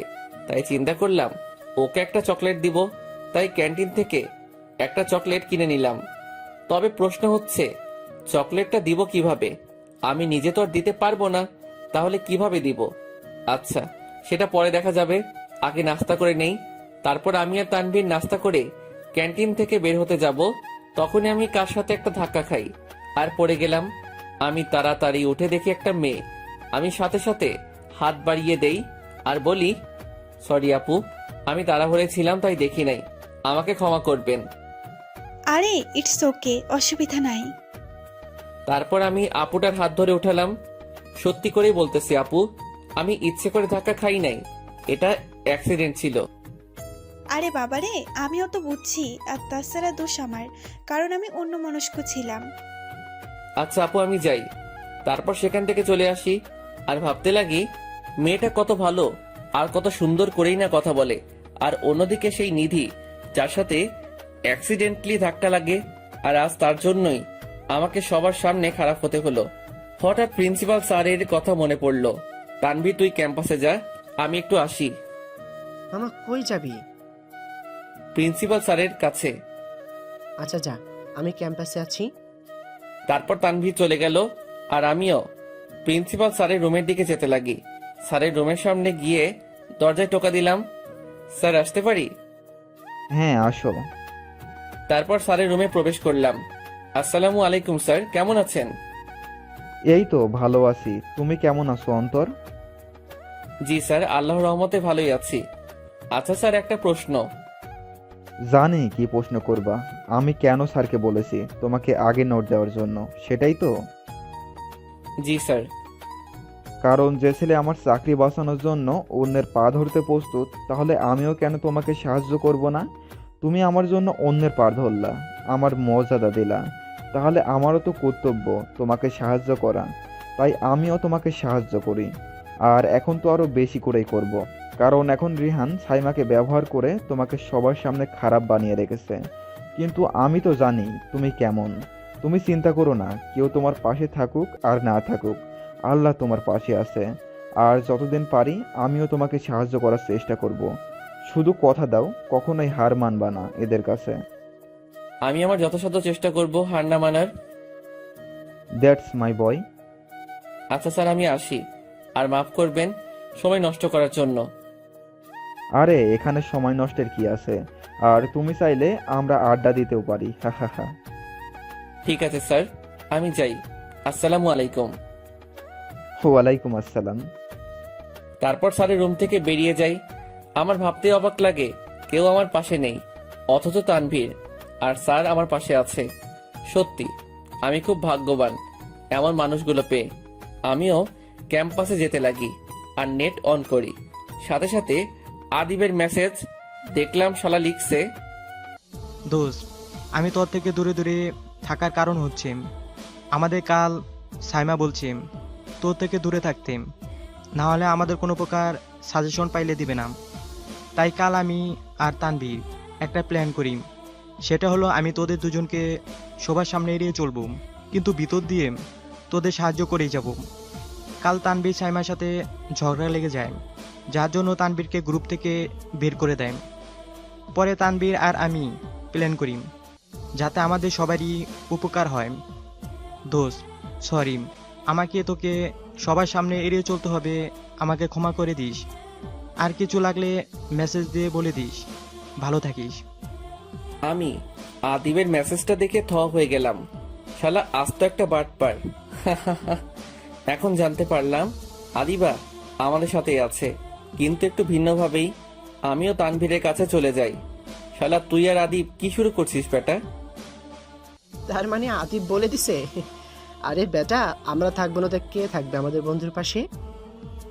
আমি সত্যি অনেক ভাগ্যবান তোদের মতো বন্ধু পেয়ে। তানভীরকে জড়িয়ে ধরে, হয়েছে, এবার ছাড় বেটা, এখন কি করবি সেটা বল। কি করবো বুঝতে পারতেছি না। পরে মনে পড়লো চকলেটের কথা। দোস্ত তুই একটু বস, আমি আসি। শালা কই যাস? আইসি বলবো। তারপর ভার্সিটির গেটের সামনে চলে যাই, যেখানে একজন দারোয়ান আছে। আমি তাকে বলি, আসসালামু আলাইকুম চাচা, কেমন আছেন? এই তো ভালো, তুমি কেমন আছো? এই তো আল্লাহর রহমতে ভালো। চাচা, আমার একটা উপকার করবেন? হ্যাঁ বলো, কি করতে হবে আমাকে? দাঁড়ান। তারপর ব্যাগ থেকে চকলেট আর একটা খাতা আর কলম বের করি। খাতা থেকে একটা পেজ ছিঁড়ে তার উপর একটা কথা লিখে দেই, চকলেট পাগলি সাইমা আপু। চিন্তা করলাম আপনি তো চকলেট পাগলি, তাই আপনাকে একটা চকলেট দেই। আসলে এই চকলেটটা আপনার ভালো কাজের জন্যই দিচ্ছি। ইতি, হৃদয়। তারপর সেই কাগজ আর চকলেটটা চাচাকে দেই আর বলি, চাচা এই জিনিসগুলো এই মেয়েটাকে দিবেন। ফোনে ছবি দেখিয়ে বললাম, আচ্ছা ঠিক আছে। আচ্ছা চাচা, আমি যাই, ভালো থাকবেন আর আমার কাজটা করবেন। তারপর চলে যেতে লাগি। আপনারা হয়তো ভাবছেন কিসের জন্য আমি সাইমাকে চকলেট দিলাম। আসলে আমাকে অপমান করলো, সেটার জন্য আসলে একটা মেয়েকে পটাতে হলে তার সামনে তার প্রশংসা করতে হয় আর তার শত্রুর বিরুদ্ধে কথা বলতে হয়। সেটাই করলাম। তারপর চলে গেলাম তানভীরের কাছে। কি এমন কাজে গেলি তুই? শালা, সাইমাকে তোর ভাবি বানানোর চিন্তা করতেছি, তাই একটু কাজ করতেছি। যে মেয়ে তোকে এত অপমান করলো আর তার পিছে তুই পড়ে আছিস? আরে বেটা, সেটা তো সে অজান্তেই করতেছে। যখন সে সত্যিটা জানতে পারবে তখন সে বুঝতে পারবে। শালা, যা ভালো লাগে তুই কর। তারপর তানভীরের থেকে বিদায় নিয়ে চলে গেলাম মেসে। অন্যদিকে সাইমা গেট দিয়ে বের হতে যাবে, তখনই দারোয়ান তাকে থামায় আর বলতে লাগে, আপামনি, আপনাকে একটা ছেলে কিছু জিনিস দিতে বলেছে। কে আবার আমাকে কি দেবে? তারপর দারোয়ান সাইমাকে সেই চকলেট আর চিঠিটা দেয়। সাইমা চিঠি খুলে দেখে, সেই চিঠিটা পড়ে একটা মুচকি হাসি দেয় আর বলে, আজব তো, কে হৃদয় আমার সাথে পাকনা পাকনা কথা বলছে, আজ আবার চকলেট দিল না? একটু তো খোঁজ নিতেই হয় এই হৃদয়ের ব্যাপারে। তারপর সাইমা চলে যায়। অন্যদিকে শালার রান্না করতে করতে জীবন চাইবো আমার। কবে যে এই সাইমাটা পড়বে আর কবে যে তারে বউ বানিয়ে তার হাতে রান্না খামো। যা রান্না করলাম তাই খেয়ে নিই। এখন তো আর সে এসে রান্না করে খাওয়াইবো না। তারপর দুপুরের খাবার খেয়ে নেই আর খাটের উপর বই নিয়ে শুয়ে পড়ি আর শুয়ে শুয়ে পড়তে লাগি আর ঘুম চলে আসে। সন্ধ্যায় ঘুম ভাঙলো, তাই উঠে ফ্রেশ হয়ে নেই আর চা বানাই আর চা নাস্তা করে নেই। ব্যাচেলরের চা নাস্তা তেমন স্পেশাল কিছু না, জাস্ট বিস্কুট আর চা। তারপর পড়তে বসি আর নেট অন করি। নেট অন করতেই মেসেজের অভাব নাই। তানভীর, আদিব আর আমার কিছু ফ্রেন্ড মেসেজ দিল, তাদের রিপ্লাই দেই। আর হঠাৎ আমার সেই ফেক আইডির কথা মনে পড়ে, তাই একটু সেই আইডিতে লগ ইন করলাম। আসলে সে আইডিতে লগ ইন করে ঢুকি আবার কথা শেষ হলে লগ আউট করে দেই। আমি আইডিতেই ঢুকতেই দেখি অনেকগুলো ফ্রেন্ড রিকোয়েস্ট আসলে নতুন আইডি, তাই আসতেই পারে। কিন্তু সবচেয়ে অবাক করা বিষয় হলো সাইমার মেসেজ। সে তো মেসেজ দিয়ে ভরাই ফেলছে। এই যে মিস্টার হৃদয়, তুমি কি করে জানলে চকলেট আমার পছন্দ? এই যে নিজেকে আড়াল করে কি বোঝাতে চাচ্ছেন? আমার তো মনে হয় আপনি একটা জঙ্গি, যার কারণে নিজেকে আড়াল করে রেখেছেন যাতে বাঁচতে পারেন। আর না হলে আপনি আমার খুব কাছের একজন। আপনি কে বলবেন? আপনি কে? নাকি আমাকে কিছু করতে হবে? এই আমি কিন্তু সিআইডি লাগাবো আপনার পেছনে। সুন্দর করে পরিচয়টা দাও, নাকি তোমার আইডি হ্যাক করতে হবে? সুন্দর করে নিজের পরিচয়টা ভালোই দিয়ে দাও। আমি মেসেজগুলো দেখে হাসবো না কাঁদবো বুঝতে পারতেছি না। সামান্য একটা চকলেটই তো দিছি, এতেই এসব করতেছে। থাক, আমিও একটু মজা করি। তারপর আমি রিপ্লাই দিলাম, হ্যাকারকে বলেন তার আইডি হ্যাক করবেন, তাই না? আমি চাইলে আপনারা চাঁদে পাঠিয়ে দিতে পারবো, কিন্তু আমার মন অনেক বড়, যার কারণে আপনাকে ছেড়ে দিলাম। অন্য কেউ হলে তার মাথার চুল আস্ত রাখতাম না। এর কিছুক্ষণ পরেই সে রিপ্লাই দিল, আচ্ছা তাই নাকি? আর বেশি কথা বলিয়েন না, না হলে আপনাকে দিয়ে ট্রল বানাবো আর সেটা ভাইরাল করে দিব। কি ট্রোল বানাবা শুনি? আপনার ছবিতে ক্যাপশন দিব, সবজিওয়ালারা আপনাদের টমেটো লাগলে এই আপুকে রাখবেন, আর দেখবেন তার গাল টমেটোর মতো লাল হয়ে গেছে। সেই গালটা কেটে আপনারা যদি বিক্রি করেন, তাহলে আপনারা একদিনেই কোটিপতি হতে পারবেন। এই তা না হলে আরো একটা ট্রল বানাতে পারবো। আপনার ছবি দিয়ে লিখে দিব, সবজিওয়ালা থেকে সাবধান। হা হা হা হা হা। ফাজিল একটা। এই মিয়া, কি কইলেন? আমি ফাজিল? মিয়া বলতে পারতেন না তুমি লিজেন্ডারি ফাজিল? সেটা আমাকে বেশি স্যুট করে। একটা কথা জিজ্ঞাসা করব? জি বলেন। আচ্ছা তুমি কি সত্যি আমাদের ভার্সিটিতে পড়ো? আরে সত্যি বলতেছি। আচ্ছা এতটুকু বলো, তুমি আমাদের সিনিয়র নাকি? আরে আমি আপনাদের ক্লাসমেট। যা শালা, কি করলাম আমি? নিজেই নিজের পিছে বাঁশ দিয়ে দিলাম। শালা বেশি এক্সাইটেড হলে যা হয় আর কি। এখন তো ধরা খেয়ে যাব না, আমাকে কিছু করতে হবে। আমি মেসেজ ডিলিট করতে যাব, তার আগে সিন হয়ে গেছে। কি মানে আমাদের ক্লাসেই তুমি? এই যে লেজেন্ডারি ফাজিল, কথা বল না কেন? আমি আর কোনো কথা না বলে আইডি লগ আউট করে দিলাম। এখন ইচ্ছা করতেছে নিজের গাল নিজে থাপড়াই। কিছু আর না বলে পড়া শেষ করে রাতের খাবার খেয়ে শুয়ে পড়ি। আর কাল কি হবে তা ভাবতে লাগি। ভাবতে ভাবতে ঘুম চলে আসে। পরের দিন সকালবেলা আমি ঘুম থেকে উঠে ফ্রেশ হয়ে ভার্সিটিতে চলে যাই। সবাই আমাকে অ্যাভয়েড করতেছে। আমিও তাদের না দেখার ভান করে ক্যাম্পাসে চলে যাই আর আড্ডার জায়গায় চলে যাই। হঠাৎ একটা মেয়ে আমার সামনে এসে দাঁড়ায়। আমি প্রায় ভয় পেয়ে গেলাম, কারণ মনে করছি এটা সাইমা, কিন্তু না, এটা অন্য কেউ। আর মেয়েটার সাথে গতকালকে ক্যান্টিনে ধাক্কাও খেয়ে পড়ে গেছিলাম। হঠাৎ মেয়েটা বলে, তাহলে তোমার নাম অন্তর? জি, আপনি আমাকে চিনেন? কালকে তো দুজনেই ধাক্কা খেয়ে পড়ে গেলাম, আর তুমি তো আমাকে তুললে, কেন মনে নেই? জি মনে আছে সে কথা, কিন্তু আপনি হঠাৎ আমার কাছে কেন আসলেন? আমি দেখলাম সবাই তোমাকে এড়িয়ে চলতেছে, তাই তোমার সম্পর্কে জানতে চাইলাম সবার থেকে। সবাই তোমার সম্পর্কে অনেক কিছু বলল, কিন্তু যা বলেছে তা আমার বিশ্বাস হয় নাই, কারণ তোমার কথাবার্তা আর আচার আচরণ দেখে। তাই চলে আসলাম তোমার কাছে সব কিছু জানতে। এখন কি কারণে সবাই তোমাকে খারাপ চোখে দেখে সেটা আমাকে বলো। কি এমন ঘটনা হয়েছে যার জন্য তুমি এখন খারাপ? দেখুন আপু, তারা যা বলছে সব সত্যি, তাই আমি কি বলি, আমার থেকে আপনাকে দূরে থাকাই ভালো। জি না, আপনি ওই টাইপের ছেলে না, কারণ আপনি একটা মেয়েকে সম্মান দিয়ে কথা বলতেছেন, আর খারাপ ছেলেরা তা কখনোই করে না। সো সত্যিটা বলো। ওকে ফাইন, সব বলতেছি, তারপর A to Z সকল কিছুই বলি। ছেলেটা কে সেটা বলো। আরে আপু বাদ দেন তো, আমি ঝামেলা চাই না, তাই আমিও এই সকল কিছু সহ্য করে নিতেছি। শুধু শুধু ঝামেলা করে কি লাভ, তাই আমিও এদের কিছু বলি না। কিন্তু তারা তো তোমাকে এইভাবে অপমান করে যাচ্ছে, আর তুমি কেন কিছুই বলতেছো না? আপু আমি এখন কিছু করলে প্রিন্সিপাল স্যারের উপর প্রেসার যাবে, যার জন্য তাকে আমার বিরুদ্ধে কঠিন কিছু করতে হবে। আর যদি স্যার আমার বিরুদ্ধে অ্যাকশন না নেয়, তাহলে স্যারের চাকরি যাবে আর আমি চাই না আমার জন্য কারো কোনো ক্ষতি হোক। মানতে হবে তোমার চিন্তা ভাবনা অনেক গভীর আর সুন্দর। তুমি অন্যদের জন্য চিন্তা করো, যা আজকালকার ছেলে মেয়েদের মধ্যে বিন্দু মাত্র নেই।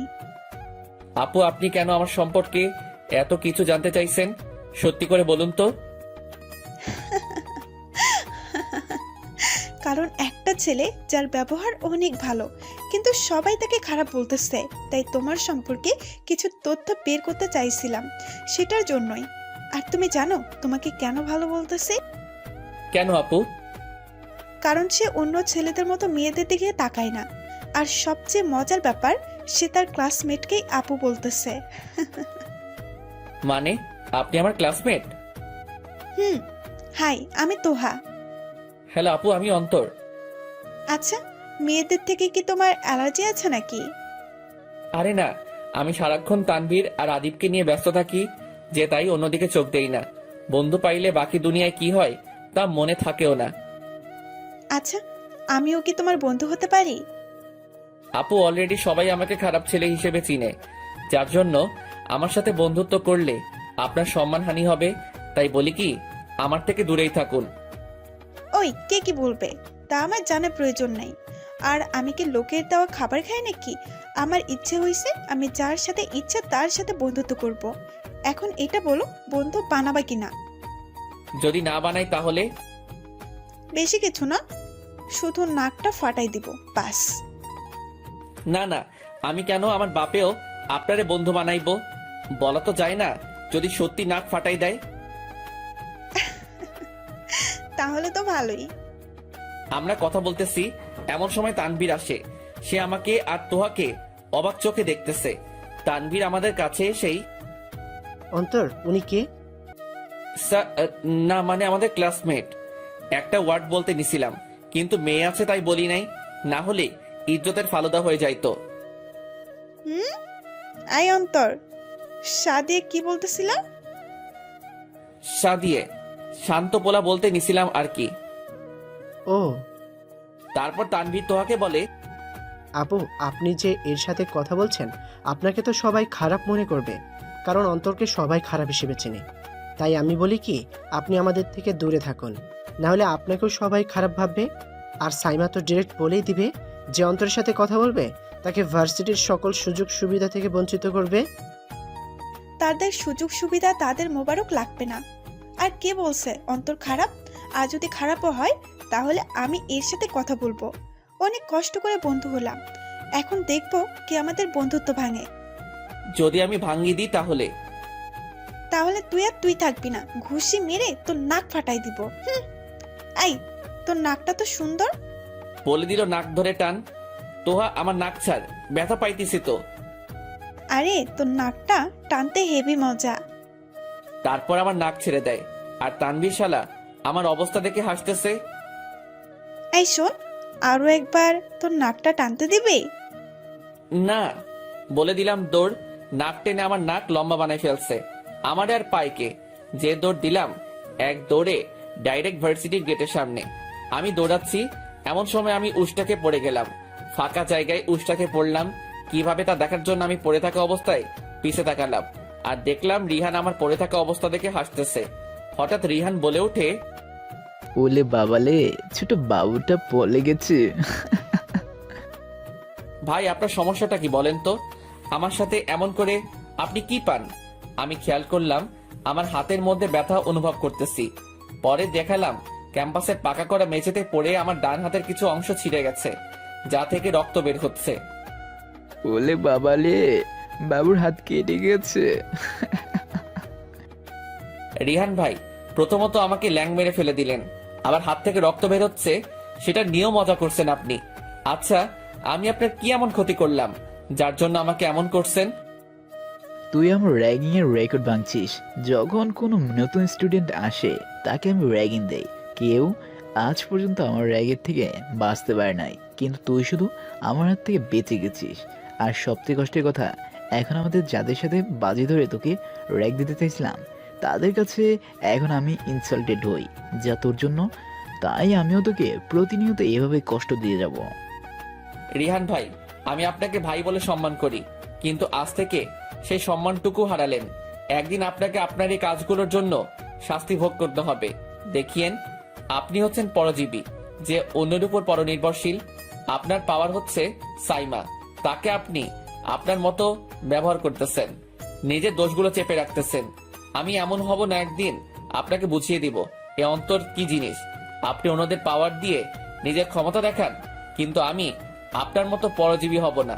একদিন আমার ক্ষমতা প্রতিষ্ঠিত করে আপনাকে বুঝিয়ে দিব আপনি কি কি অপরাধ করছেন। আপনি অন্যকে কষ্ট দিয়ে হাসেন, একদিন আপনাকেও এই কষ্টগুলো ভোগ করতে হবে।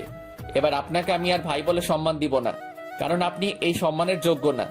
একদিন এই অন্তরটা নিজের ক্ষমতা প্রতিষ্ঠিত করবে, আর সেই দিনই আপনার পরজীবী ক্ষমতা দা এন্ড হবে। দেখা যাবে কে কার কি করতে পারে। তারপর রিহান চলে গেল আর আমি উঠে দাঁড়ালাম। কিছুক্ষণ পর তোহা আর তানভীর আসে। তারা এসে আমার হাতের অবস্থা দেখে জিজ্ঞাসা করে, কি রে, তোর হাতের কি হয়েছে? কিছু হয় নাই। কিছু না হইলে তার হাত থেকে রক্ত বের হচ্ছে কেন? তারপর তাদের সব বললাম।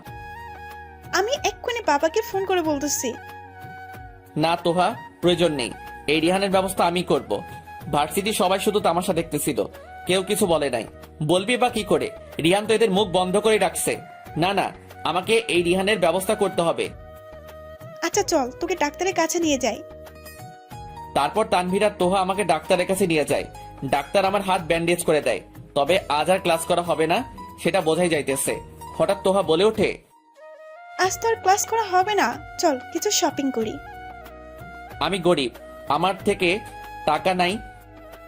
আরে বেটা, আমি আছি তো, চল, আমারও কিছু জিনিস নিতে হবে। আরে ফিউজের দল, হগল, আমারে কি এতই ফকির মনে করছিস? আমার কাছে মাল আছে, থুক্কু, টাকা আছে, হি হি হি। আচ্ছা বক বক বন্ধ কর, চল তো। তারপর চলে গেলাম শপিং মলে। আসলে আমি আর কোনো দিনও এই শহরে শপিং মলে আসি নাই। সেখানে গিয়েই তোমরা যা কিনবা কিনো, আমি কোথাও বসি। তোকে কি বসার জন্য আনছি? আয়াতের শপিং ব্যাগগুলো নেওয়ার জন্য আনছি তোকে, বুঝছিস? আমার মতো নিরীহ পোলাটারে এমন করবা? তোমাদের মনে কি দয়া মায়া নাই? চুপ শালা, আর চল তো, ওভার অ্যাক্টিং বন্ধ কর। আমিও চুপ করে তাদের সাথে যেতে লাগলাম। তোহা একটা কসমেটিক্সের দোকানে ঢুকলো, আমি তানভীর সেখানে গেলাম। তোহা তার জিনিস কিনতে ব্যস্ত। হঠাৎ একটা হিজাব স্কার্ফ দেখলাম, যেটা দেখতে অনেক সুন্দর লাগতেছিল। চিন্তা করলাম এটা সাইমাকে দিব, তাই আস্তে করে তানভীরের কাছ থেকে সরে যাই। এরপর সেই স্কার্ফটা দেখতে লাগি। স্কার্ফটা সুন্দরই লাগতেছে, হালকা মিষ্টি কালারের, সেটা সাইমাকে ভালোই মানাবে। তাই চিন্তা করলাম এটা কিনবো। তাই আস্তে করে দোকানদারের কাছে যাই আর সেটা কিনে প্যাকেট করে নেই। এরপর আবার তানভীরের কাছে চলে যাই। কি রে শালা, কই গেছিলি? এই তো এমনি ঘুরতেছিলাম। তোর হাতে এটা কি? তোর ভাবির জন্য নিলাম। আছে এটা কি? তেমন কিছু না, হিজাব করার জন্য স্কার্ফ। আর কি? আমি এটা বুঝি না যে তোকে এতটা অপমান করে, আর তাকে কিনা তুই। বললাম তো, সে অজান্তেই আর অন্ধবিশ্বাসের জন্য এমন করতেছে। তবে একটা কথা মনে রাখিস, সত্যি কখনো আড়াল থাকে না, একদিন সত্যি ঠিকই বের হবে। আমার মনে হয় কেউ তোর ওপর কালো জাদু করছে। সে আর কেউ না, সাইমাই। আমরা কথা বলতেছি, এমন সময় তোহা আসে। কি নিয়ে কথা হচ্ছে তোদের? কই কিছু না তো। আচ্ছা চল, আমি কিছু টি শার্ট নিব। কি, আপনি টি শার্ট পরবেন? ওই কাকে আপনি ডাকতেছিস? তুমি বা তুই করে বল, আর একবার আপনি ডাকবি তো তোর নাক টেনে লম্বা করে দেব। আমি কেন, আমার 14 গোষ্ঠীও আপনারে আপনি রাখবো না। আবার আপনি? ধুর, আচ্ছা যা, তুই কমুনে অন ঠিক আছে নি? এবার চল, আমি টি শার্ট নিব। তারপর তিনজনে চলে গেলাম টি শার্ট শোরুমে। তোহা, তানভীর টি শার্ট দেখতে ব্যস্ত, আর আমি সাইমা চিন্তায় আছি। কখন যে মেয়েটাকে আমার মনের কথাটা বলবো। হঠাৎ তোহা বলে ওঠে, অন্তর এদিকে আয় তো। আমিও তার কাছে গেলাম। বলো। টি শার্টটা কেমন বলতো? সুন্দর তো। তুই কি সাইজের টি শার্ট পরিস? এম কেন? এমনি। তারপর তোহা চলে যায় আর আমিও শোরুম ঘুরে দেখতেছি। না, সেই লেভেলের জোস জোস কালেকশন আছে এই দোকানে। কিছুক্ষণ পর তানভীর আসে আর বলে, নে শালা, এটা তোর জন্য। আমার জন্য মানে? শালা নিতে বলছি নিবি, এত কথা বলিস কেন? দেখো ভাই, আমি এটা নিতে পারবো না। তুই যদি এটা না নিস, মনে করবো তুই আমাকে বন্ধু ভাবিস না। কিন্তু কোনো কিন্তু না, নিবি কিনা সেটা বল। আচ্ছা ভাই, নিলাম। এরপর তোহাও আসে। তুই হারামি, ধর তোদের দুজনের জন্য। দুজনকে দুটো প্যাকেট এগিয়ে দিয়ে, তুই কি শুরু করলি এটা? মাথায় কি সমস্যা আছে নাকি? চুপ! আর একটাবার কথা বলবি তাহলে দুইটারই পাবলিকের মার খাওয়াবো। আমি আর তানভীর দুজন দুজনের দিকে তাকায় আছি। শালার কি মেয়ে রে বাবা, প্রথমে আমার নাক টেনে লম্বা করে দিল, আর এখন আবার আমারে আর তানভীরে পাবলিকের মার খাওয়াবে বলে হুমকি দিচ্ছে। তোহা, আমি বলি কি, এগুলো কেন দিছিস? ইচ্ছা হইছে তাই। এখন নিবি নাকি কিছু করতে হবে আমাকে? না না, নিতেছি। তারপর দুজনেই প্যাকেট নিলাম। তারপর তোহা বলে ওঠে, চল কিছু খাবো। চল। তারপর শপিং মলের একটা ক্যাফেতে বসে যাই। তোরা যা অর্ডার করবি কর, বিল কিন্তু আমি দিব। চুপ! বিল উনি দেবে। আজকে তোদের আমি শপিং মলে আনছি, মানে বিল আমার। ওকে ঠিক আছে, আমরা তো এবার উড়াধুরা অ্যাটাক দিব। পুরা দোকান খালি করে দিব, বিল তো তোহা দিবে, তাহলে তো আমাদের চিন্তা নাই। দেখবো কি কি খাইতে পারিস তোরা। তারপর তানভীর চলে যায় নাস্তা অর্ডার দিতে। আমি আর তোহা বসে আছি। অন্তর, তোর নাম্বার দে তো। সেটা নিতে চাইলে তো তোকে আমার মেসেজ যাওয়া লাগবে, মেসে কেন? কারণ আমি তো আর জন্ম নিবন্ধন নিয়ে ঘুরি না। কুত্তা, তোর মোবাইল নাম্বার চাইছি আমি। সেটা তো বলিস নাই তুই। তারপর তোকে নাম্বার দিয়ে দিলাম। এরপর তানভীর নাস্তা নিয়ে আসে, আমরাও নাস্তা করে নেই। এখন বিল দেওয়ার পালা। ও শিট, আমি একটা জিনিস ভুলে রেখে আসছি। তোরা একটু এখানে বয় তো, আমি আসি। কি ভুলে আসছিস তুই? আছে, তোরা একটু বয়, আমি আসি। আচ্ছা, তাড়াতাড়ি আই। তারা বসে আছে আর আমিও সুন্দর করে বিল মিটিয়ে দিলাম। আসলে তারা আমাকে কিছু গিফট করলো আর আমি কিছুই দিলাম না, তাই চিন্তা করলাম নাস্তার বিলটা আমি দিয়ে দেই, আর পরে ওদের কিছু গিফট করে দিব। আমি নাস্তার বিল মিটিয়ে পিছে ঘুরে দাঁড়ানোর সাথে সাথে সেই লেভেলের ভয় পেয়ে গেলাম, কারণ পিছনে তানভীর আর তোহা দাঁড়িয়ে আছে। তোকে আমি কি বলছিলাম? কই কিছুই না। বিল তো আমি দেবো বলছি, তাহলে তুই দিলি কেন? আরে আমি দেই আর তোরা দে, একই কথা। তাহলে রেগে যাচ্ছিস কেন? চিল কর তো। শালা, তুই অন্য জায়গা থেকে এই শহরে আসছিস, এই শহরে তোর পরিবারে নাই, তাহলে কেন উল্টাপাল্টা ভাবে টাকা নষ্ট করছিস? আমরা কি বিল দিব না নাকি? দেখ ভাই, তোরা আমাকে টি শার্ট দিলি, আমিও নিলাম। এখন তোরা যদি আমাকে বিল পে করতে না দিস, তাহলে তো আমিও তোদের জিনিস নিব না। এইগুলো তোদের দিয়ে আমি আমার মতো করে চলে যাব। আচ্ছা যা, দে তুই, কিছুই বলবো না। কিন্তু এখানে তোর পরিবার নাই, যার জন্য অর্থ সংকট করতে পারিস, তাই আমরা তোকে এই কথা বলছি। যেখানে বিকাশ, নগদ, রকেট এই অনলাইন টাকা ট্রান্সফার করার অ্যাপ আছে, সেখানে আমি অর্থ সংকটে কেমনে পড়বো? আমার টাকা শেষ হলে আব্বুকে বললে আব্বু বিকাশে টাকা পাঠাই দিবে। সো নো চিন্তা, ডু ফুর্তি। এখন কি এখানে থাকবো নাকি? চল, আমার মেসেজ আইতে হবে, আমার কাজ আছে। আমিও যাব তোর সাথে, আর তোর ম্যাচটা ঘুরে আসি। আমিও যাব। তাহলে চল। তারপর আমরা তিনজনেই ম্যাচের উদ্দেশ্যে রওনা দিলাম। আমার ম্যাচ সম্পর্কে আপনাদের আগেই ধারণা দিয়ে দিছি। আমার ম্যাচ হচ্ছে বাড়ির সাইডে একটা রুম, যেটাতে আমি একাই থাকি। বললাম না, এটা ম্যাচ বললে ভুল হবে, এটা ভাড়া করা ব্যাচেলারের বাড়ি। আমরা ম্যাচের সামনে চলে আসলাম। 1 মিনিট, আমি ম্যাচের তালা খুলি। তারপর আমি ম্যাচের তালা খুললাম। সেখানে আমি আমার জিনিসপত্র সুন্দর করে গুছিয়ে রাখছি। আসলে আমি আমার জিনিসপত্র গুছিয়ে রাখতে পছন্দ করি, কারণ জিনিসপত্র গুছিয়ে রাখলে আমার কখন কি প্রয়োজন হয় তা আমি খুব সহজে বের করতে পারি। আমার রুমে আছে একটা চৌকি, তার উপর তোশক, বালিশ আর কাঁথা। তার পাশে আছে আমার পড়ার টেবিল, যেটার উপরে পড়ার বই। আবার আমার রুমের এক সাইডে আছে কিচেন, আবার অ্যাটাচ বাথরুম। যা, তোরা চৌকির উপরে বয়, আমি চা বানাই। তারপর চলে গেলাম চা বানাতে। আচ্ছা, কি চা খাবি, রং চা নাকি দুধ চা? মামা, সব জায়গায় দুধ চা খাই, তোর হাতের 1 কাপ রং চা খাওয়া তো দেখি, কেমন টেস্ট? তানভীর ঠিক বলছে, রং চা বানা। ওকে। তারপর রং চা বানিয়ে বিস্কিট চানাচুর নিয়ে তাদের পরিবেশন করলাম। তোকে বলছে চা দিতে, কিন্তু তুই বিস্কিট চানাচুর কেন দিলি? আরে তোরা আমার বাসায় প্রথম আসলি, তাই একটু আপ্যায়ন করতে চাইলাম আর কি। এখন থেকে এখানে রোজ আসা হবে আড্ডা দেওয়ার জন্য। তারপর তারা চা নিল। বাহ, তুই তো দারুণ রং চা বানাতে পারিস। থ্যাঙ্কস। মামা আমি আসলে, আমাকে অবশ্যই তোর হাতের রং চা হবে কিন্তু। আচ্ছা ঠিক আছে। আমি তানভীর আর তোহার দেওয়া প্যাকেটগুলো আমার চোখের নিচে রাখলাম। পরে সাইমার জন্য যেটা কিনছি সেটার কথা মনে পড়লো, সেই প্যাকেটটাও খাটের নিচে রেখে দেই। তারপর আমি, তানভীর আর তোহা অনেকক্ষণ ধরে আড্ডা দেই। হঠাৎ তোহা বলে ওঠে, দোস্ত, আজ অনেকক্ষণ আড্ডা দিলাম, আজ আসি কেমন?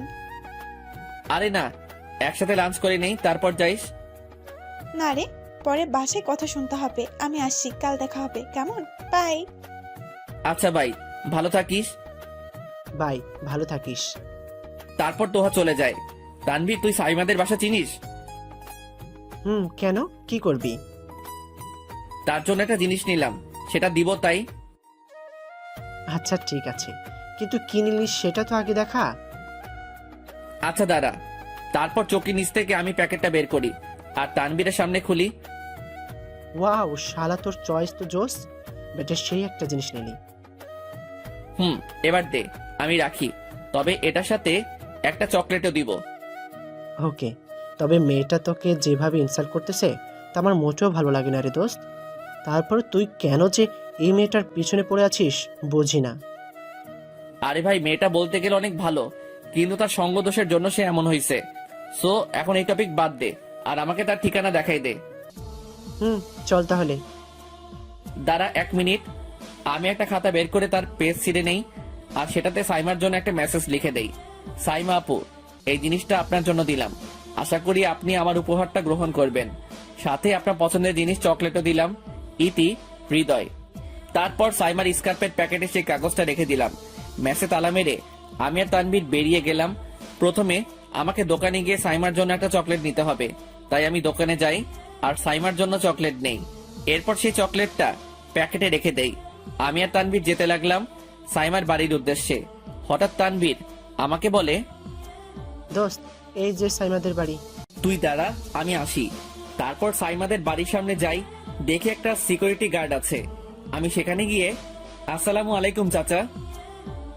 ওয়ালাইকুম আসসালাম। জি, কাকে চাই?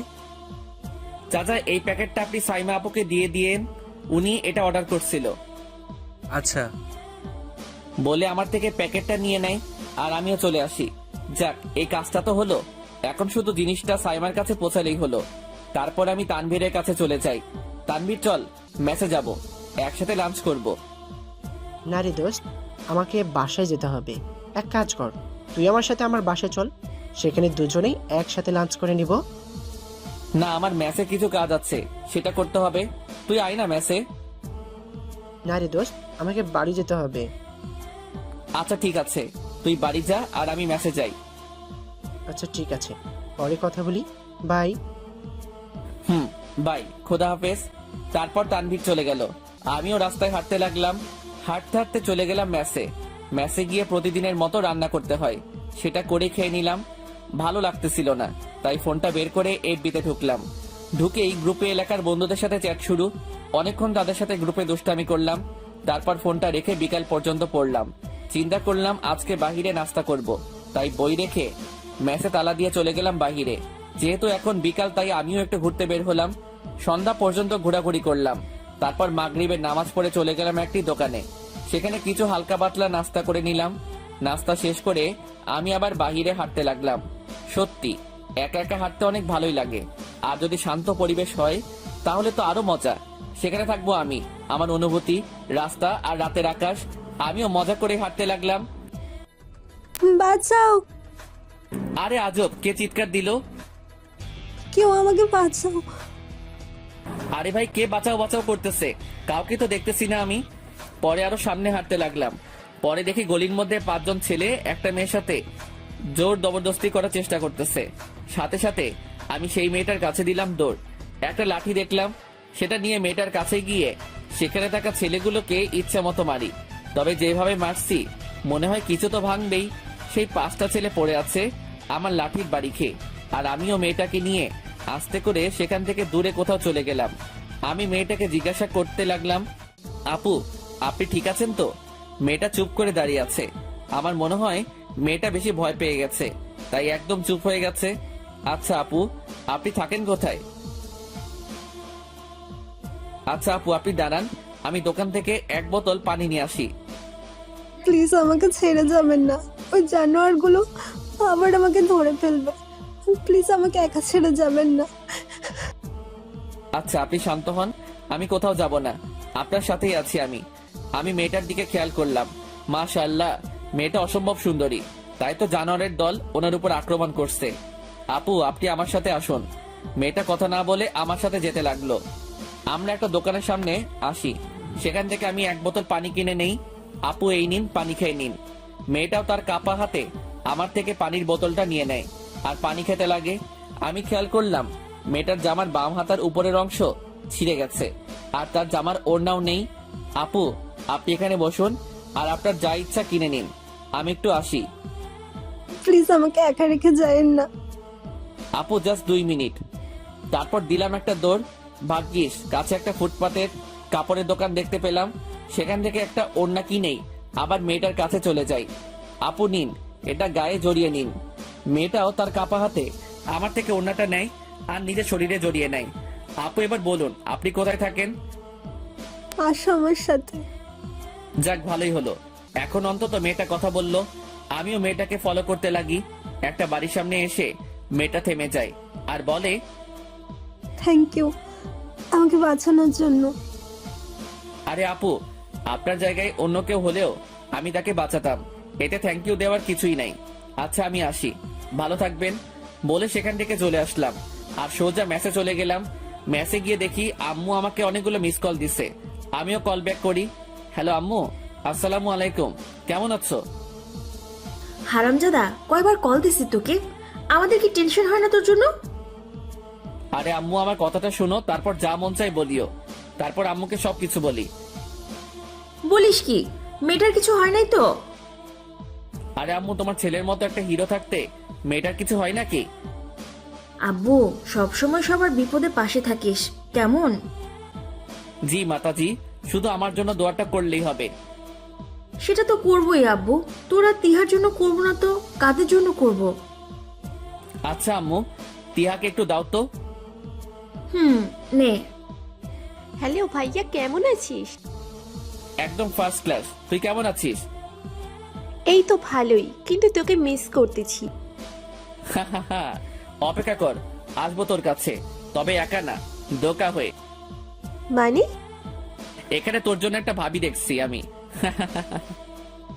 যা ভাইয়া, মিথ্যা বলিস না। আরে আমি সিরিয়াসলি বলতেছি, তবে আম্মু আব্বুকে বলিস না আবার। আরে ভাইয়া, আমি আজ পর্যন্ত তোর কোনো সিক্রেট কথা বলছি? তাহলে আমি স্কুলে রিপোর্ট কার্ডে আব্বুর সাইন নকল করেছিলাম, সেটা কে বলছিল? সেদিন যা ভিটামিন দিল না আমার, এখনো ভিটামিনের অভাব হয় না। সরি ভাইয়া। আরে ইমোশনাল হইস না, এখন কথা হয়েছে তোর ভাবি সিলেক্ট করে ফেলছি। তুই রেডি থাক, তোকে আমাদের বিয়ের সাক্ষী রাখবো, কেমন? আচ্ছা, তবে ভাবির নাম কি? আয়শা আক্তার সাইমা। যাক, ভালোই হলো। কবে ভাবিকে আনবি তুই? খুব শীঘ্রই নিয়ে আসবো। আচ্ছা ঠিক আছে, দেখা যাক। আচ্ছা আমি এখন রাখি, কাল কথা হবে, কেমন? আচ্ছা ভাইয়া, ভালো থাকিস। খোদা হাফিজ। খোদা হাফেজ। তারপর ফোন কেটে দিলাম। যেহেতু আজকে অনেক সময় পার হয়ে গেছে, তাই আর পড়া হলো না, তাই রাতের খাবার খেয়ে ঘুমিয়ে পড়লাম। সকালবেলা আমি ফ্রেশ হয়ে ভার্সিটি চলে যাই।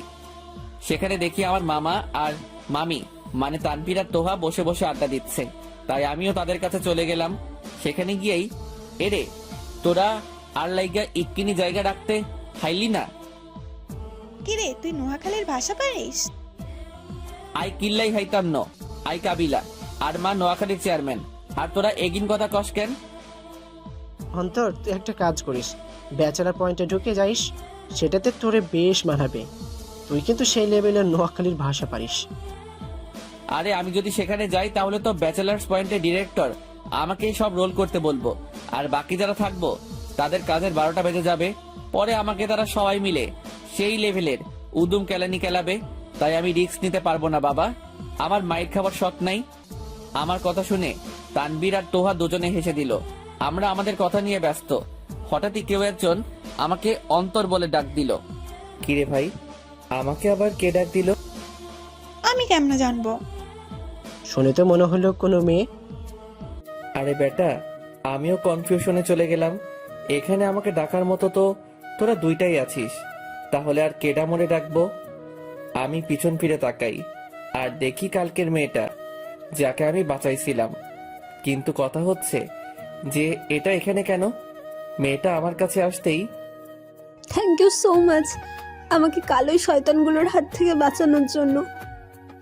আরে আগে এটা বলেন কে আপনি, আর আমাকে কি সব বলতেছেন? হেই, কি উল্টো পাল্টা বলতেছো তুমি? দেখুন আপু, সবাই আমাকে বখাটে, বেয়াদব, লুইচা ছেলে হিসেবে চিনে, তাহলে কেন আমি আপনাকে বাঁচাবো? খারাপ ছেলেরা কখনো কি কাউকে বাঁচায় নাকি? এখন আমার সামনে থেকে জানতো। মেয়েটার সাথে সাথে আমার সামনে থেকে চলে যায়, আর তানবীর আর তোহা আমার দিকে হা করে তাকিয়ে আছে। আই, তুই মেয়েটার সাথে এমন কেন করলি? কাল রাতে মেয়েটাকে আমি কিছু ছেলেদের হাত থেকে বাঁচিয়েছি, যার জন্য মেয়েটা এখন আমার কাছে এসে আমাকে থ্যাংক ইউ বলতেছে। কিন্তু তার আগ পর্যন্ত মেয়েটা আমাকে একজন খারাপ, বখাটে, বেয়াদব ছেলে হিসেবে চিনতো। আর আমি যখন তাকে বাঁচাই তখন সে আমার সাথে কথা বলতে আসতেছে, তাই আমিও এমন করি। সে আগে অন্যদের কথা শুনে আমাকে খারাপ ভাবতো। সে একবারও আমার সত্যিটা জানতে চায়নি, যেমনটা তোহা করলো। কিন্তু কালকের ঘটনাটার জন্য এখন মেয়েটা আমার কাছে এসে থ্যাংক ইউ বলতেছে।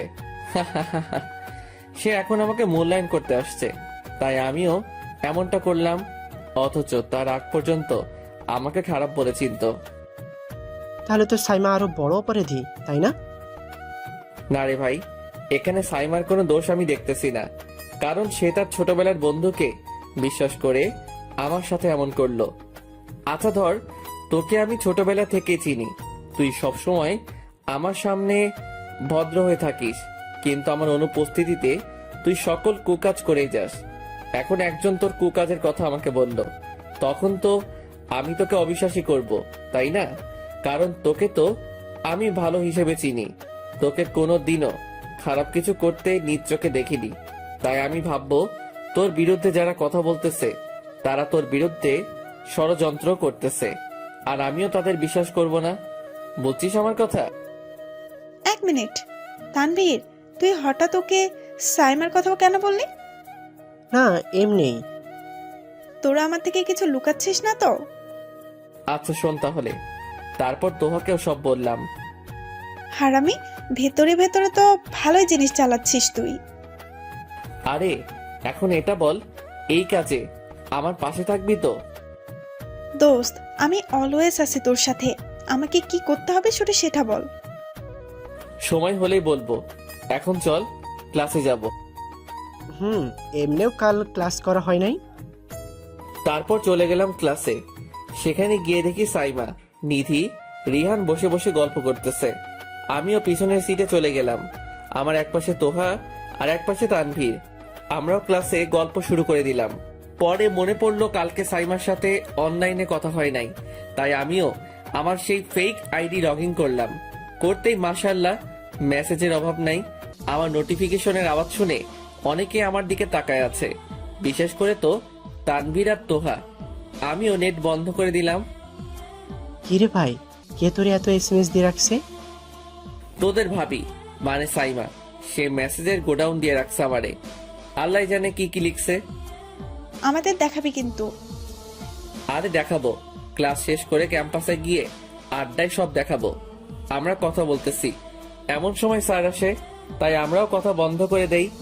এরপর ক্লাসে মনোযোগ দিলাম। ক্লাসে আজকে আমাদের কিছু প্রশ্ন দিছে, তা আমাদের লিখতে হবে, তাই আমিও লেখা শুরু করে দিলাম। কিন্তু খেয়াল করলাম সবাই আমার দিকে তাকায় আছে। হঠাৎ তোহা বলে ওঠে, তুই বাম হাতে লিখিস?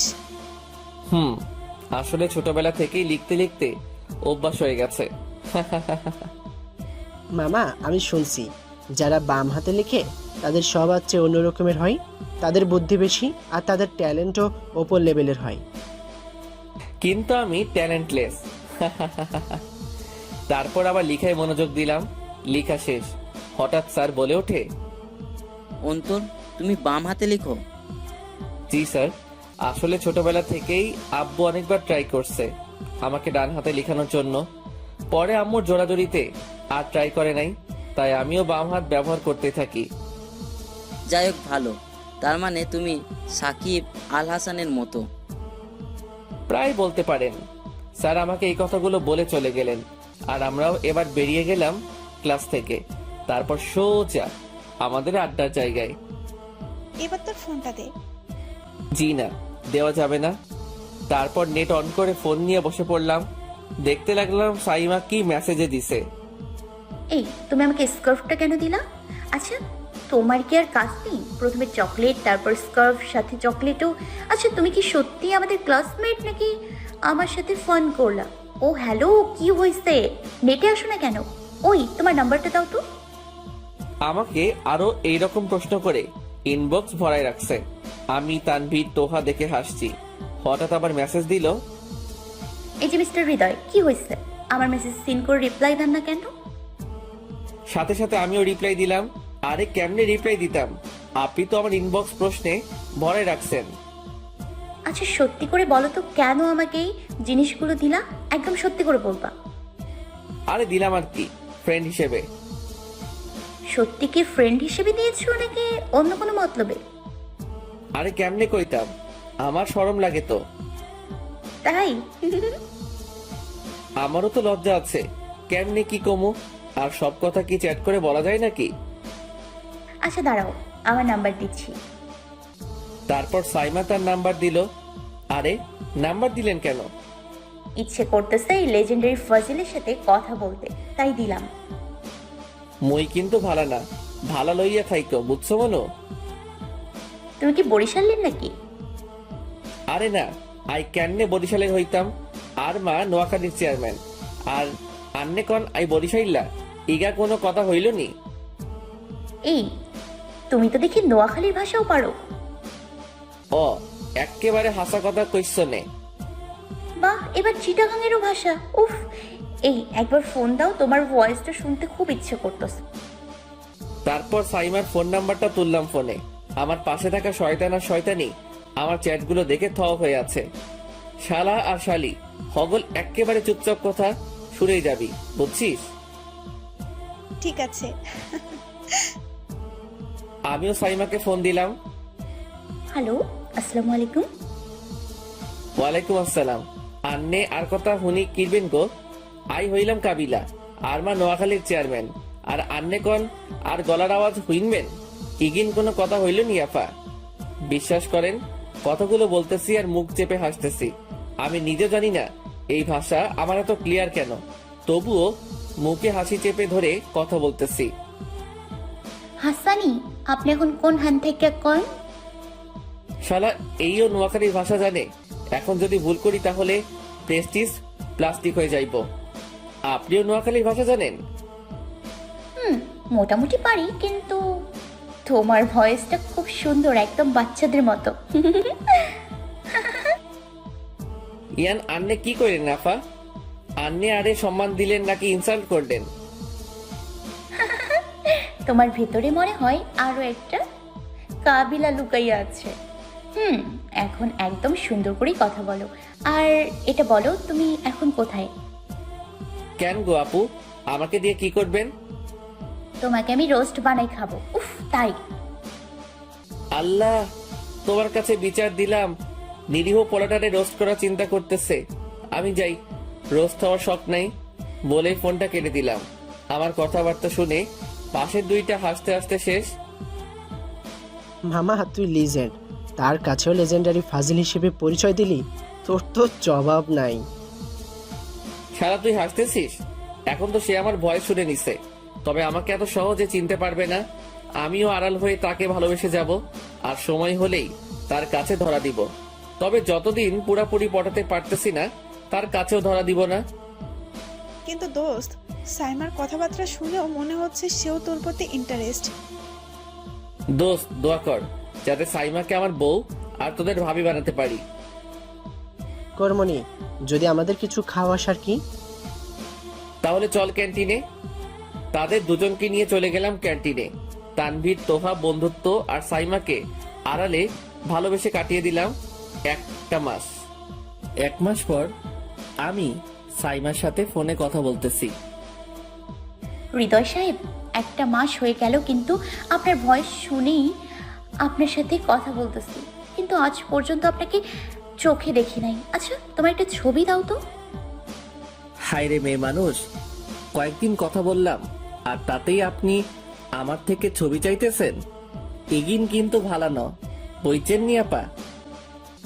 এই শয়তান, আবার আমাকে আফা ডাকলা? তো কি বউ বলে রাখবো? জি না, সেটার অধিকার আপনি পান নাই। তবে যেদিন আপনি আমার সামনে আসবেন সেই দিন এই ব্যাপারটা নিয়ে ভাবো, বুঝেছো? হাসানি, আন্নের কথা শুনে আই শিহরিত। আচ্ছা তাই না, তাহলে যাও, কথা বলবো না। ওকে, ভালো থাকবেন। আমি তো ভালো না, ভালো লইয়াই থাইকো। খবরদার, যদি কথা বলা বন্ধ করো তাহলে আমি কিন্তু। আপনি কি করবেন আপা? কুত্তা, আবার আফা ডাকলি? উফ, একবার যদি হাতের কাছে পাই না তোকে। তাহলে কানাবুকি ছাইয়ের মতো কাপড় কুপস করে খাবেন আর কি, তাই না? হ্যাঁ, সেটাই করব। আচ্ছা হৃদয়, আমি কি তোমাকে দেখতে পারবো না? একটা কথা বলি। বলো। আপনি আমাকে দেখছেন কিন্তু বুঝতে পারেন নাই ওইটা আমি। হতেও পারে, কিন্তু একদিন তোমাকে আমি ঠিক খুঁজে বের করব। এই হৃদয়কে খুঁজে বের করা যায় না, শুধু অনুভব করা যায়। তবে আমি চাইলে আপনি আমাকে দেখতে পারবেন। প্লিজ একবার দেখাও। দেখা নিশ্চয়ই দিব, তবে সঠিক সময় হোক। আচ্ছা রাখি, পরে কথা হবে। বাই। তারপর ফোনটা কেটে দিল। এই 1 মাসে আমি সাইমার মনে নিজের জায়গা করে নিতে পারলাম। মানে হৃদয় সাইমার মনে জায়গা করে নিতে পারলো, আর অন্তরের জন্য সাইমার মনে আছে শুধুই ঘৃণা। তার কারণ হচ্ছে রিহান। সে আমাকে সাইমার সামনে আরো অনেক অপবাদ দিয়ে ছোট করে গেল। যেমন ধরুন, আমি ভার্সিটিতে গ্যাং বানাচ্ছি, তারপর আবার নিধিকে নিয়ে সেই ইফটিজিংয়ের কাহিনীটা করলো। তবে নিধি তার বান্ধবীকে দিয়ে কাজটা করলো। আমাকে এই ভার্সিটিতে কেউ দেখতে পারে না, শুধু কয়েকজন ছাড়া। তার মধ্যে হলো প্রিন্সিপাল স্যার, তোহা, তানভীর আর আদিব। কারণ তারা আমাকে ভালো করে চিনে। আমাকে অনেকবার তোহা বলে যে সে এই রিহান আর নিধির একটা ব্যবস্থা করবে, কিন্তু আমি বারণ করে দেই সাইমার দিকে তাকিয়ে। কারণ সে যদি জানতে পারে তারই বন্ধুরা তাকে ব্যবহার করে অন্যদের কষ্ট দিছে, তাহলে সে নিজেকে কখনোই ক্ষমা করবে না। কারণ সাইমা একটু ইমোশনাল আর অভিমানী। আমি ক্যাম্পাসে একা বসে আছি, এরই মধ্যে তোহা আসে। কিরে, কি অবস্থা? এই তো ভালোই, তোর কি খবর? আমিও ভালো, কিন্তু তানভীর কই রে? আমি কি করে জানবো সে কই? হঠাৎ তানভীর আসে। কিরে শালা, কইছিলি? আরে বেটা, ঘুম থেকে উঠতে দেরি হয়ে গেছিল। ও আচ্ছা, চল ক্যান্টিনে যাব। কিরে অন্তর, সাইমার সাথে কথা বলছিস? বলছি। সে আমাকে দেখার জন্য পাগল হয়ে আছে। তাহলে যা, দেখা দে। বেচারি কিন্তু তোকে দেখার জন্য হতাশ হয়ে আছে। আর তুই জানিস সে আমাকে ক্যাম্পাসে হৃদয়কে খুঁজতে লোক লাগাইছে। সে তো আর এটা জানে না হৃদয় মানে অন্তর। তারপর চলে গেলাম ক্যান্টিনে। যা খাবি অর্ডার দে। তারপর তানভীর নাস্তা আনতে চলে গেল, আর আমি আর তোহা বসে আছি। তোহা গত পরশু যে নোট দিছে তা আছে তোর কাছে? আছে, তোর লাগলে নিবি, সমস্যা নাই তো। আমরা কথা বলতেছি আর তানভীর নাস্তা নিয়ে আসে। তারপর আমরা আমাদের খাওয়া নিয়ে ব্যস্ত। আমি হঠাৎ খেয়াল করলাম রিহান একটা ছেলেকে ঘাড় ধরে টেনে ক্যাম্পাসে ফেলে দেয়। আমি সেই সিনটা দেখে আর বসে থাকতে পারলাম না, তাই উঠে গেলাম আর চলে গেলাম সেখানে। আমি সাথে সাথে সেই ছেলেটাকে তুলে ধরি। দেখালাম ছেলেটা পড়ে যাওয়াতে হাত ছিলে গেছে। আমি ছেলেটাকে বলি, ভাই আপনি এখান থেকে চলে যান, আমি ব্যাপারটা দেখতেছি। তারপর তানভীরকে ডাক দিলাম, তানভীর এই ভাইটাকে এখান থেকে নিয়ে যা। শালা তোর কি হবে? আমার কি হবে সেটা পরে দেখিস, আর আমারটা আমি সামনে নিতে পারবো। তানভীর ছেলেটাকে নিয়ে যায় আর তোহা দাঁড়িয়ে আছে। আমি রিহানকে বলি, এই জানোয়ারের বাচ্চা, মানুষকে কি মানুষ মনে করিস না নাকি? নাকি সবগুলো তোর বাপের চাকর লাগে? মানুষটারে পাইছিসটা কি তুই?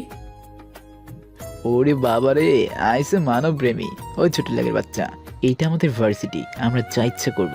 আর যে ছেলেটা নিজের জন্য কিচ্ছু করতে পারে না, সে আসছে আবার মানব ধরতি দেখাইতে। তোর মতো আমি নিকৃষ্ট না যে সবাইয়ের উপর নিজের জোর খাটাবো। তোর সাহস বেড়ে গেছে তাই না? তারপর গিয়ে দিলাম রিহানকে একটা লাথি। সে আমার লাথিকে ব্যালেন্স করতে না পেরে উল্টে পড়লো। আমি আবার তার কাছে চলে যাই, তারে আরো কয়েকটা কিল ঘুষি দেই, যার জন্য রিহানের ঠোঁট ফেটে গেছে। আমি আবার তার কাছে এগিয়ে যেতেই সে উঠে পালালো। তারপর আমিও সেই ভাইটার কাছে যাই। ভাই আপনি ঠিক আছেন তো? হ্যাঁ ভাই, আমি ঠিক আছি। ভাই আমি জানি আপনি অন্যদের ক্ষতি হতে দেখতে পারেন না, অন্যদের বিপদে এগিয়ে আসেন, কিন্তু এই ছেলেটার জন্য আপনাকে সবাই খারাপ হিসেবে চিনে। কিন্তু ভাই আমি আপনাকে মন থেকে রেসপেক্ট করি।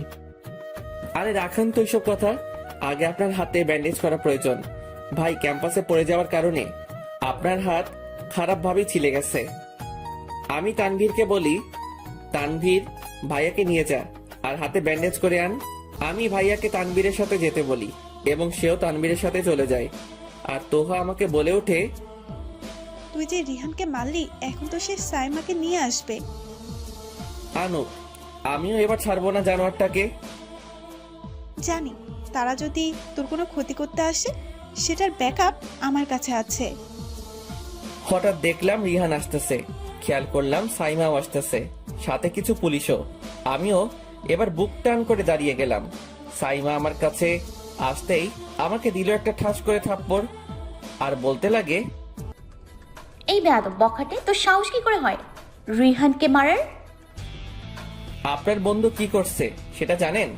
আসছেন তো তার দালালি করতে। আমার রেগে যাওয়া দেখে অনেকে অবাক। সাথে থাকা একটা পুলিশ বলে ওঠে, এই বেয়াদব ছেলে মেয়েদের সাথে এইভাবে কথা বলে নাকি? আমি মেয়েদের মন থেকে সম্মান করি, কিন্তু অন্যের দালালি করা মানুষ পছন্দ করি না। আর এই যে আপু, আপনার আদরের বন্ধু কি করছে জানেন? এতদিন চুপ ছিলাম, কারণ সে আমার উপর যা করছে তা সহ্য করে নিছি। কিন্তু একজন ভাইকে কলার ধরে তাকে ক্যাম্পাসের মেঝেতে ফেলে দিল, যার জন্য তার হাত পর্যন্ত ছিঁড়ে গেল। আর আপনি আসছেন আপনার বন্ধুর দালালি করতে? অফিসার, এক্ষুনি এই বেয়াদব ছেলেটাকে নিয়ে যান। দাঁড়ান অফিসার, আগে এটা দেখুন। তারপর তোহা পুলিশকে তার ফোনে কি দেখায়। হঠাৎ পুলিশ অফিসার বলে ওঠে, এই তোমরা ছেলেটাকে নিয়ে যাও। অফিসার, আমি আপনাকে আনছি, আমার বন্ধুর সাথে অবিচার হয়েছে, তাকে নিরীহভাবে মেরেছে, আর আপনি ওকেই নিয়ে যাচ্ছেন? আপনি বলছেন ছেলেটা বিনা কারণে আপনার বন্ধুকে মেরেছে, কিন্তু আমি তো ভিডিওতে অন্য কিছু দেখলাম, তাই আমাকে আমার কাজটা করতে দিন। হঠাৎ একটা মেয়ে বলে ওঠে, বাবা উনি সে ব্যক্তি যে আমাকে রাতে বখাটে ছেলেগুলোর হাত থেকে রক্ষা করে। কি বলছিস মা? এই ছেলেটার কথা বলছিলি তুই? আমি মেয়েটাকে দেখে হা হয়ে গেলাম। এটা তো দেখি ওই মেয়েটা যেটাকে আমি ওই রাতে বাঁচিয়েছিলাম। হ্যাঁ বাবা উনি। অফিসার আমার কাছে এসে বলতে লাগে, বাবা ধন্যবাদ তোমাকে আমার মেয়েটাকে বাঁচানোর জন্য। এই আপুটা আপনার মেয়ে? হ্যাঁ বাবা, আশা আমারও মেয়ে। তাহলে এই মেয়েটার নাম আশা? আরে স্যার, এটা তো আমার কর্তব্য ছিল। আচ্ছা বাবা, আমাকে যেতে হবে, আর আশা থেকে আমার নাম্বারটা নিয়ে নিও। যদি কোনোদিন কোনো বিপদে পড়ো আমাকে একটিবার কল করিও। আচ্ছা স্যার। চলে তাহলে, ভালো থেকো। জি, খোদা হাফেজ। তারপর অফিসার রিহানকে নিয়ে যেতে লাগে। আমার তো মনে অনেক আনন্দ এখন, কিন্তু সাইমার মন খারাপ হয়ে গেল। সে মন খারাপ করে চলে যেতে লাগলো। আমিও তা খেয়াল করলাম, তাই চিন্তা করলাম রিহানকে ছেড়ে দেই। আমি আশাকে বলি, আপু কষ্ট করে স্যারের নাম্বারটা দেন তো। এই নাও। আমিও স্যারের নাম্বারটা আমার ফোনে তুলে নিলাম আর কল দিলাম। হ্যালো, আসসালামু আলাইকুম। ওয়ালাইকুম আসসালাম, কে বলছেন? স্যার আমি অন্তর, যার সাথে আর একটু আগে কথা বলছেন। ও তুমি বাবা, কেন ফোন দিলে? আসলে স্যার আপনি রিহানকে ছেড়ে দিন, আমার তার প্রতি কোনো অভিযোগ নেই। কি বলতেছো তুমি? প্লিজ রিহানকে ছেড়ে দিন। ঠিক আছে, তুমি যা বলো, তবে একটা কথা, আমাকে স্যার বলা বন্ধ করে আঙ্কেল ডাকা শুরু করো, না হলে ওকে আমি ছাড়ছি না। আচ্ছা আঙ্কেল, এবার তো ছেড়ে দিন। আচ্ছা ঠিক আছে, রাখি। আমিও এবার এক কোণে চলে যাই, গিয়েই সাইমাকে ফোন দেই। হ্যালো, রিহান ছাড় পেয়ে গেছে, এবার একটু হাসুন আপামনি। কি পুলিশ রিয়ানকে ছেড়ে দিয়েছে? জি গো আপামনি, আপনার দিকে তাকাইয়া আমি আপনার বন্ধুরে ছাড়া পাওয়াই দিছি। Hriday, thank you so much. Welcome. সব সময় হাসি খুশি থাকার চেষ্টা করবা, হ্যাঁ? ফোন কেটে দিলাম। আমি জানি এখন সাইমা ম্যাডাম আমার উপর থ্যাংক ইউ এর বৃষ্টি করবে, তাই ফোনটা কেটে দেওয়াই ভালো। আমি একটু পেছনে ফিরতেই দেখলাম আশা আমার দিকে তাকিয়ে আছে। সে বলে ওঠে, কার সাথে কথা বলতেছিলে? আমি একটা ফ্রেন্ডের সাথে কথা বলতেছিলাম। কিন্তু কেন আপু? এই তুমি আমাকে আপু ডাকতেছো কেন? আমার কি নাম নাই নাকি?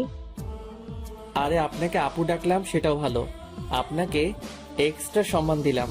কিন্তু আপু, আপনি ওই সময় এমন কেন বললেন আপনার বাবাকে যে আমি আপনাকে ওই রাতে ছেলেগুলোর হাত থেকে বাঁচাইছি?